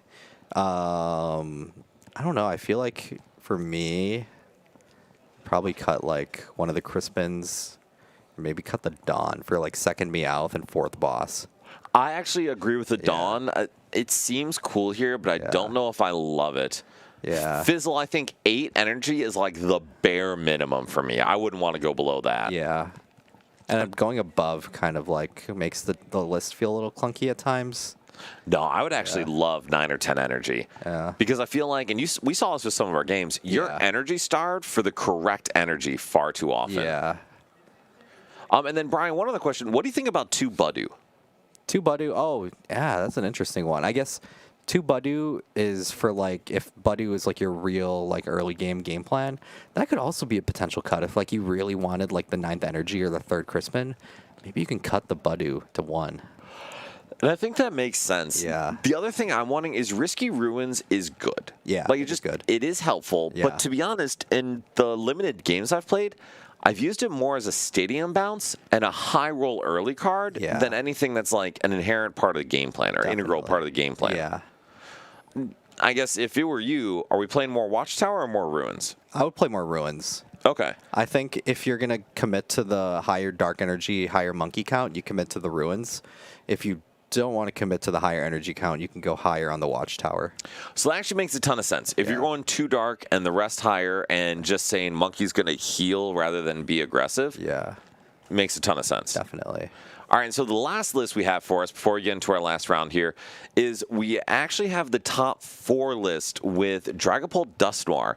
Because as we see, the format's kind of moving where Dusknoir seems better and better. Crumbreon, 100%. Not a great time into Garchomp, except for the Crushing Hammers. Crushing Hammers are a world changer. Definitely. So what do you think about this list, Brian?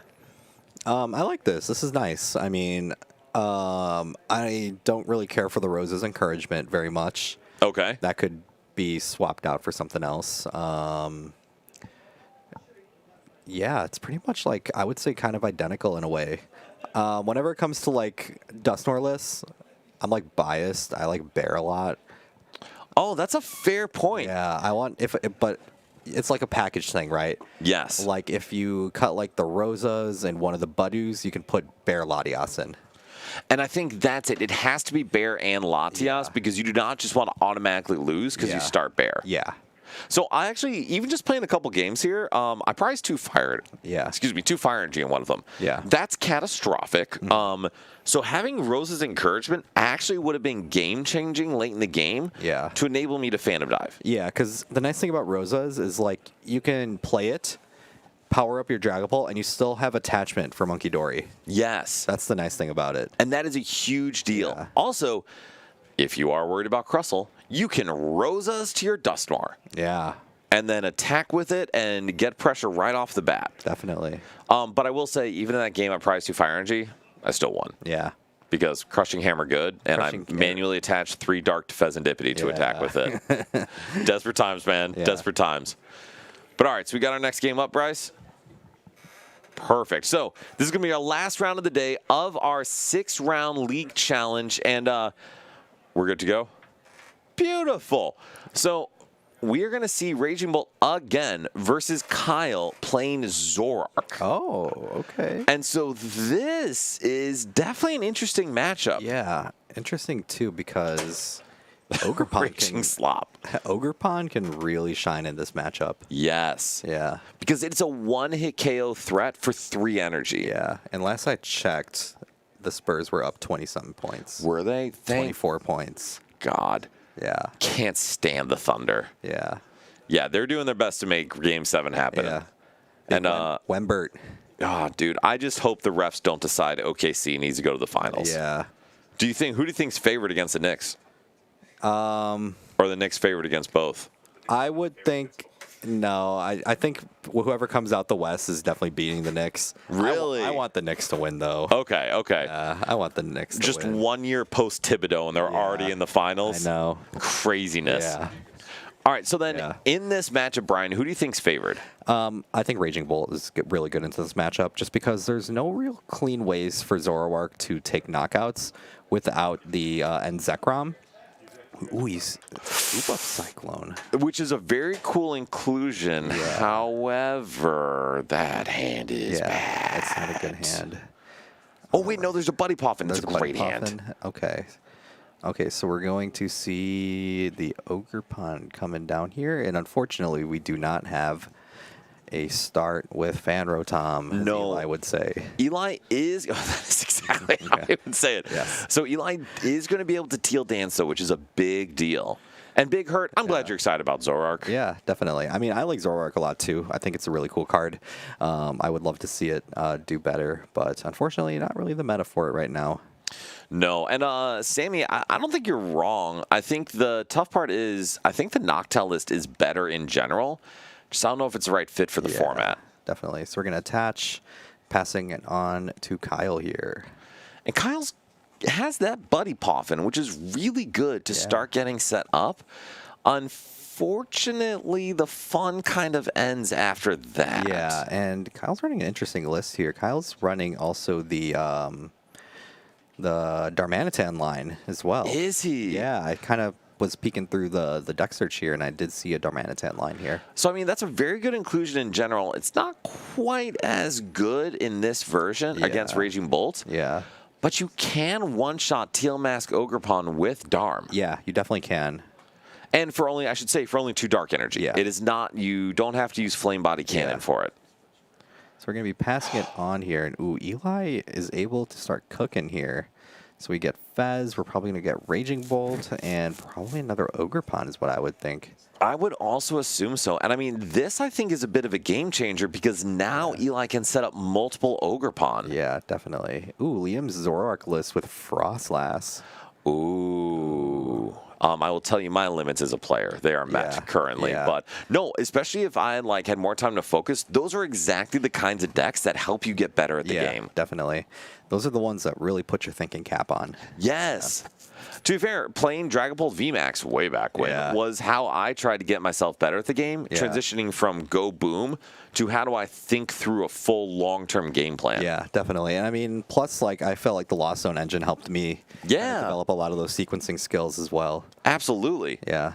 I see the Teal Dance. Teal Dance coming down Crispin, here. that is a good find. Yep. We're going to see probably another Teal Dance coming down on this other Ogerpon here as well. And actually, I would manually attach to Bolt. If it were I. Let's see what we end up doing here.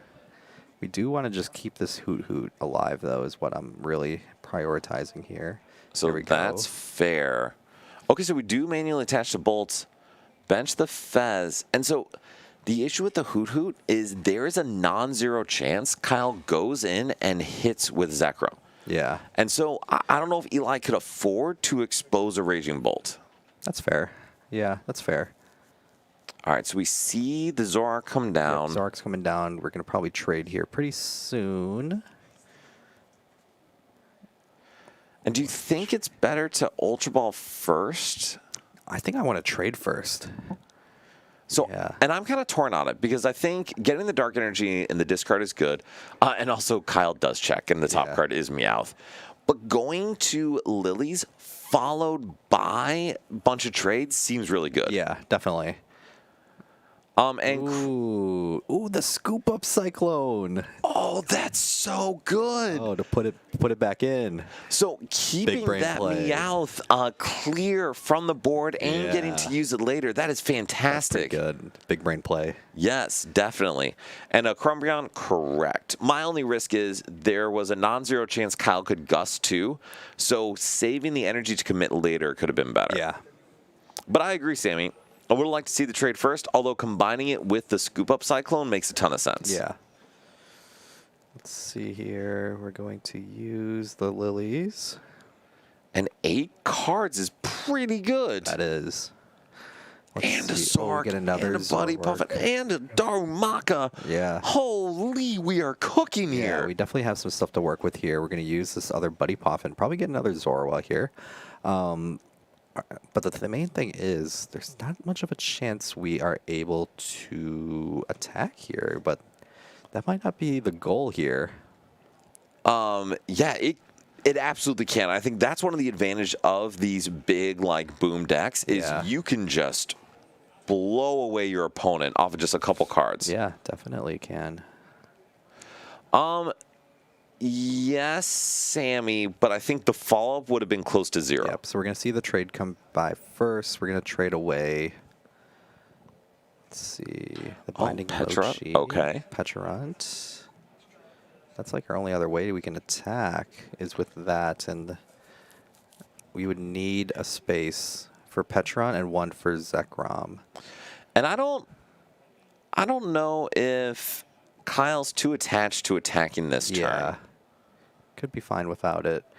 Now I would just wonder what we're going to trade now. Do we trade the Black Belt? Do we trade the Zekrom? Honestly, I gotta imagine the black Yeah, the belt. 'cause Black Belt. I don't know how much math that fixes in this game. Yeah. Okay, so Dark and ends PP up, like, would be able to attack if we wanted to, but I don't think we want to. Yeah. So then, does Kyle just pass? I think so. Yeah, we definitely do. Force Eli to go onto odd prizing here. Well, this is kind of my question. I think Eli can knock out a Zoroark, right? Oh, yeah, he definitely can. Yeah, I mean, he could just go like Ultra Ball for Noctowl here. And then Noctowl can grab him Boss. Oh, Boss E-Switch. Oh, that's there. That is true. Boss E-Switch is a thing. I mean, that's pretty good because then you don't use too many other accelerating or recovery resources. Yeah. And I feel like you got to go Boss E-Switch, right? I think Eli was just debating, is it better to get something to attack with Bolt? Yeah. But unfortunately, there's no way to access lightning energy without Crispin. Yeah, and I feel like it's okay for this play to happen because we still have the Bolt with an energy on there as a follow-up attacker, as well as Fez, so that can definitely get us a lot of pieces to kind of work with. Yes, the only downside is this attack, if Eli's Teal Mask Ogerpon gets knocked out, essentially costs 4 energy, which Yeah. is the exact same amount of resources attacking with Bolt would do, except for this also exposes a Teal Mask Ogerpon. Yeah, Now, granted, we knocked out a Zoroark before he hit us. That's really good. it is, yeah. And so talk us through Kyle's turn. How is Kyle going to respond Yeah, here? we're going to respond with the Zekrom. I mean, we have all the stuff we kind of need for it. We're going to play the Ents PP up to be put onto the Zorua here, and we're probably going to use that other energy in the hand to attach. So we pretty much have our way to get our follow-up knockout now. This Lilies is pretty much going to help us further our board state to help for the following turn. Yes, and then this is now going to be a huge pressure turn for Eli to follow this up. Yeah, because not only Eli is going to need all these setup things to help with the Raging Bolt, most likely he's going to need another attacker as well. Because, I mean, the Zoroark, or the Zorua, is going to pretty much be set up the next turn. Yes. Yeah. And it's either going to have to worry about knocking that out, or even potentially having to knock out a Darmanitan that ended up knocking one of those Ogerpons out. So another thing to kind of think about. Agreed, because Kyle certainly can go into Darmanitan and just gust a Teal Mask Ogerpon. The good news for Eli, all Eli needs is a Crispin and a Teal Dance to one-shot the Zoroark. Yeah, definitely. The issue is, it is going to be very challenging to follow up if that's all he gets this turn. Definitely will be. So now we have access to 2 trades, which is going to be pretty good. Now I'm wondering how else we are going to go about the turn here. Looks like we're going to play another Pokepad. Almost said Palpad for a second, and that's going to get us our Darmanitan. Which is pretty Yeah. good, because we really now have 3 attackers on our board. Yeah, definitely. Because for those watching at home, we never use it for that. But Ends PP up can accelerate to Darmanitan. Yeah. So then, what does Kyle trade? Trading the Meowth is kind of interesting here. I feel like we could have done without maybe the Ents PP up, but we'll kind of see where we go with that there. Looks like the other trade's going to come down. We're going to bench the Fez. I actually was thinking the opposite. I think Ends PP up is one of the #1 things to protect here if we want to attack with Darmanitan. That's fair. Yeah, that's definitely fair. Patch is going to get traded as well. And the Ends Castle's a great stadium to draw to give a little more mobility next turn. Yeah, definitely. We're definitely going to want to see some of that. All right, so the Ents PP up is going to come down, and then we are going to power up this. What looks like the second Zoroark is what I would think. Which seems good. Yeah. Because now you have a follow-up attack, and you can still use a PP up and an attachment to go into Darumaka. Yeah, definitely. So pressure's going to be on for Eli now. Raging Bolt is in the active, and we have plenty of ways to go about it. And we just have it. We just have it now. All right, so Ogerpon's going to come down here. Teal Dance. Fez, add insult to injury here. 3 more cards. Oh, man. Oh, Eli is in such a Yeah. good position now. Yeah. So All right. this is obviously going to get a Hoot Hoot, right? I would think so. I would hope to get a Hoot Hoot here. Yeah, we definitely would want to see a follow-up Hoot Hoot for the next turn. And then... Okay, so we're going to look for our Crispin Energies as well. And then with this hand, the Crispin is just really good. Eli has a choice to use the Ultra Ball to get another Teal Mask Ogerpon or the Night Stretcher and just get some more energy in play. And getting 2 Teal Mask Ogerpon down is so good because now it forces Kyle to, you just have to knock out one of them. Yeah, exactly. Just because now there's going to be multiple threats on the board. Exactly. Yeah. I don't think I saw a Trumpet, but Trumpet is also something that could be a huge asset this turn if Eli's able to find one. Definitely. I did not see a Trumpet, but I think that's a Noctowl. Oh, no, it's an Ultra Ball. Ultra Ball, which can get us Noctowl anyways. Absolutely. So Eli is in a fantastic position now. Being able to apply that kind of pressure early has been hugely advantageous for him. Yep, definitely. So we are going to see the 4 energy come out, and we are going to take this knockout onto this Raging Bolt here. Or, with the Raging Bolt. And this is so much pressure Kyle has to respond to. Yeah, now we have to respond, and we pretty much need to Zekrom in order to take a knockout here. Absolutely. And with very limited ways for Kyle to disrupt, Eli's got to feel pretty good that he can keep this board and be able to respond. So what do you think Kyle wants to knock out here? I think wants to knock out... I feel like you have to knock out an Ogerpon here. Stamp Phantom Dive. Yeah. Yes, absolutely.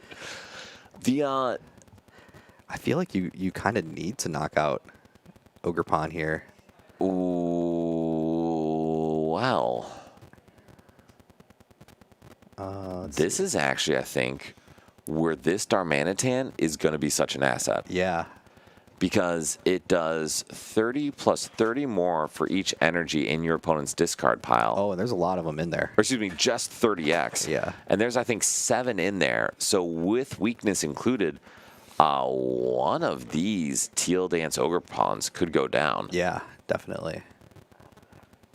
But I guess my question is, Brian, is it better to knock one of those or Fez? I think you have to knock out Ogerpon only for the reason that the weakness portion of it, as well as the draw. I feel like that's why you have to take out Ogerpon. And I don't mind that. I think from a draw perspective, the Fez is definitely the bigger threat. Yeah. But I agree, with more E-switches available, the Teal Mask Ogerpon is the biggest thing that could lead to a knockout on this, Zoroark. Definitely.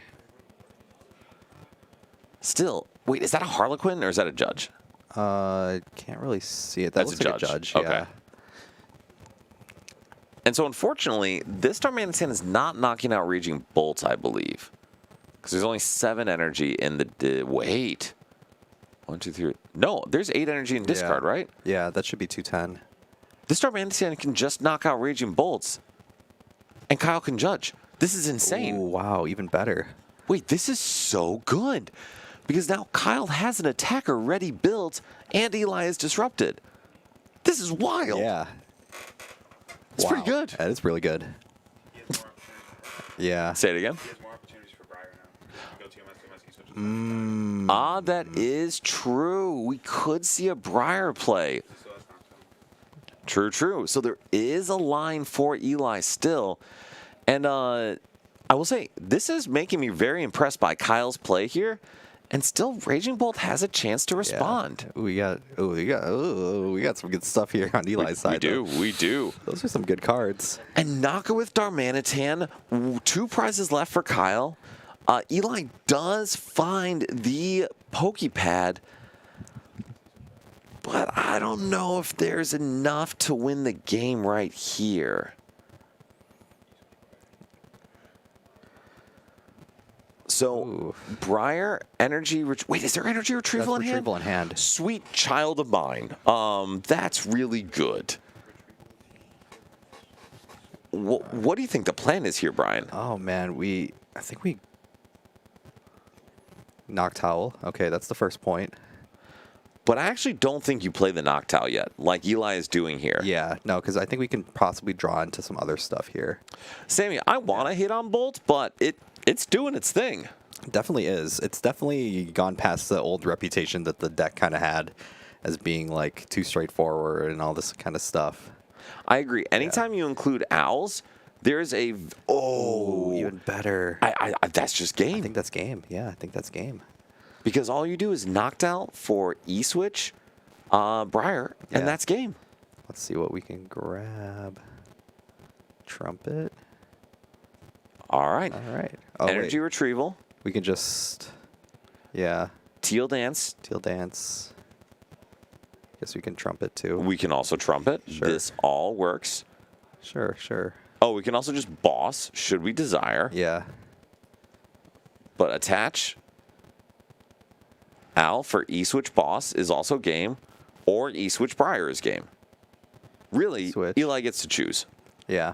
E-Switch, Briar, Yep. Knockout. Wow. Raging Bolt takes the last 2 prizes on Darmanitan. Kyle doing everything he can to take the game, and Eli had the response. Yeah, Eli had the response for sure.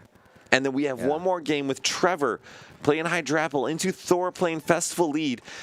And I just really want to know if Trevor got the knockout with Diplin. Oh, yeah, I wonder. Did he do it? All right, so Trevor has indeed taken 2 prizes with Diplin Festival Grounds. But Thor making good choices. This Seeking is actually great. A great way to play around that. And yes, Kyle made the trip to NRG. It's always awesome to see him here. And I think Trevor did use his Diplin in the past, but that Seeking is a really good way for Thor to play around it, since Diplin cannot one-shot it with a single attack. Yeah, I would need the double, or it would need the double attack just to take 1 knockout on it. Yes. Just tough. So how do you think Thor wins this game? I mean, it's kind of tough because Trevor's board has a lot of big Pokemon on it right now, and it would pretty much need the double attack in order to take out one of them. Or not even, sometimes the double attack doesn't even take out anybody. Yeah. Right. And so, and Chromagon, I agree. Just what hair, what hat. It's wonderful. Definitely. So let's see. We're going to get the other Boom Boom Groove down here. Let's see. Let's see what we get. So what is Thor's route? How does Thor get his 3 prizes over the next 2 turns? Don't know. I have a suggestion if you're open to it. What's your suggestion? Chromagon must be new shampoo. Yeah. So I think what the line can be is, number 1, we definitely want a Diplin to back up. But Thor can gust up that Teal Mask Ogre Pawn that's damaged, hit it for 220, for 120 with double seeking, take the 2 prizes, put 4 cards into hand, and then have Diplin to follow up and close out the game on a single prizer. Yeah, definitely. But the question is, are there enough gusts available, and are there enough stadiums available? Yeah, that's the tough part. That's where it is, because we always come up with this assumption of the double attack here, but the double attack isn't a real thing unless we have the stadium in play. Absolutely Yeah. true. Chaos Wolf, dude, Kyle's a great player. It's awesome to have him out here to come play. All right, so there is a boss. There Yep. is a stadium. We have There it. is. We have the pieces here. Yeah, we have a bangle too. And I love this Yeah. decision to just go in with the seeking and draw 4 more cards. Yep, 2 cards. 2 cards and a Yeah. boss and a max belt. Yeah. And Thor is pretty much going down to 1 prize here to where he can win the next turn here. I don't see a world where Trevor can close out here. So Trevor can't close out this turn, but Trevor can stop Thor from closing out. Yeah. Yes, Yeah. evolving that Hydrapple is a big deal. Bouncing the stadium, and with a boss in hand, Trevor can knock out that Diplin. Yeah. So why is that so impactful? Because I obviously think it's a big deal. Yeah. I mean, the Diplin's damage output is way higher. Yes. Yeah. And pretty much the Seeking is not going to be able to take a knockout on anything here. Because, it caps out at, what, 120? 120. It can Yeah. be, 200 with Black Belt, but that's Yeah. still not enough to reach on this Hydrapple. Yeah. Or even on, like, any of these other Pokemon either. Because, he only needs to take 1 prize at the end of the day. Yes. Now, granted, this is also the last attacker Thor has right now, unless he's able to establish a couple apples. Yeah. And either way, I don't know. We're definitely going to need to find something. This is some apple-on-apple violence. Yeah. We have the Bangle here. I don't know how much that one will matter here, but it looks like we're going to go with the Lana's Aid instead, so we can start to establish that follow-up attacker. Actually, I think this may, without disruption on Trevor's end, may be game here for Thor. Because if Thor's able to get 2 apples down and find a way to gust next turn with the stadium, that's going to be game. Yeah, definitely. Let's see how many stadiums we've actually gone through, though. I only count, 3? I'm not might- sure. Might have 1 more stadium left. I mean, that's going to be necessary. Yeah. So we're going to go double apple here. And then Diplin. Diplin. Oh, yeah, because we can evolve straight up with the forest here. Wait, so this is also interesting. Yeah. Thor could just go in right now and hit this Hydrapple for 300. Yeah, we definitely could. What do you think that's a better line? Yeah, I think so. I think so too. I like that. Yeah. Because that puts so much pressure on Trevor to have a response, and I don't know how he could easily respond. Especially since he has to take 2 knockouts also. There are 2 stadiums left, 1 in deck, and Thor just put 1 in hand. And Thor can also get another. Okay, yeah. Yeah. I mean, all of a sudden, Thor's in a dominating position. Yeah. Oh, wow. So, how do you think he locks up this game? Probably just by, as long as you swing into the Hydrapple here, I feel like you're guaranteed the win the next turn. With the Diplin. I would tend to agree, especially if you have a backup Diplin. Yeah. And so I think the only question I would have had is if Thor had another way to get an apple back that wasn't a supporter, he could have won the game here, but I don't think he did. Yeah. Let's see. Has to be with the Diplin. Looks like we're going to go with that attachment. Good.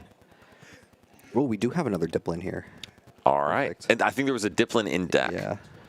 And we have to just slap the max belt down here, Probably right? do, right? I don't know why we wouldn't, to be honest, because Yeah. that takes us completely out of healing Wait, range. We just attacked with the...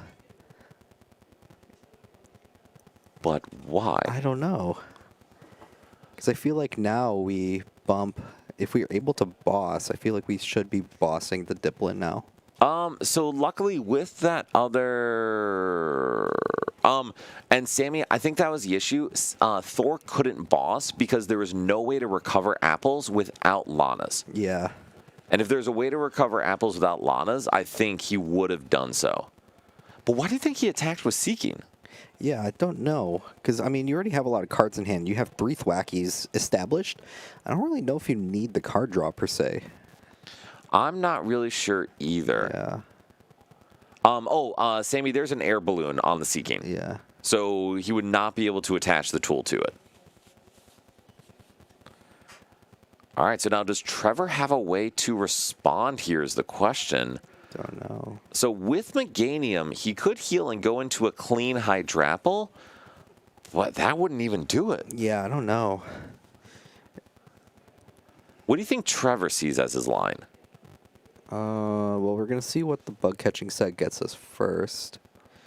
See Ogre Pond and Energy.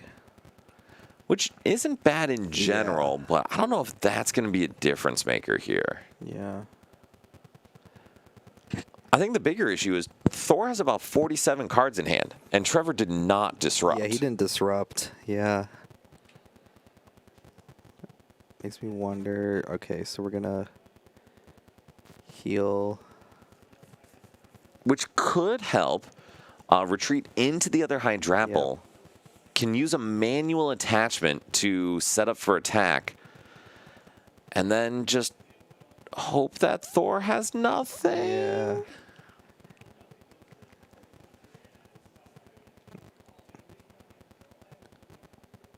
All right, we'll attach Yep. another energy, heal it down to 60 for what it's worth. Yep, and then go for a knockout here. That's what it looks like. Yep. Just a knockout on Seeking. Trevor goes to 1 prize remaining. 1 prize apiece for both players here. And let's see, do we have the closeout here? I believe I so. mean, we have Boss, Max Belt, right? Boss Max Belt, and honestly, even just a bench Pokemon would allow Thor to reach on this Hydrapple anyway. Yep. But yeah, Boss Max Belt Yep. will do it. Or Bangle, or Bang. Yeah, All right, there we perfect. go. So either way, ton of different ways to go about it. Thor does take the win, goes to 5-1. And that was actually a pretty interesting one. Yeah, it was. It definitely was a lot more intricate towards the end than we thought. It definitely required a lot of moving pieces in order to close out the game, too. Definitely. And so, as you saw there, Seeking is the best response for Festival Lead into Hydrapple when they try to take advantage of their own Diplin. Yeah. But Brian, any other thoughts coming out of today as we close out? No, I think it was definitely good prep for all our players here to be able to get ready for Indianapolis Regionals.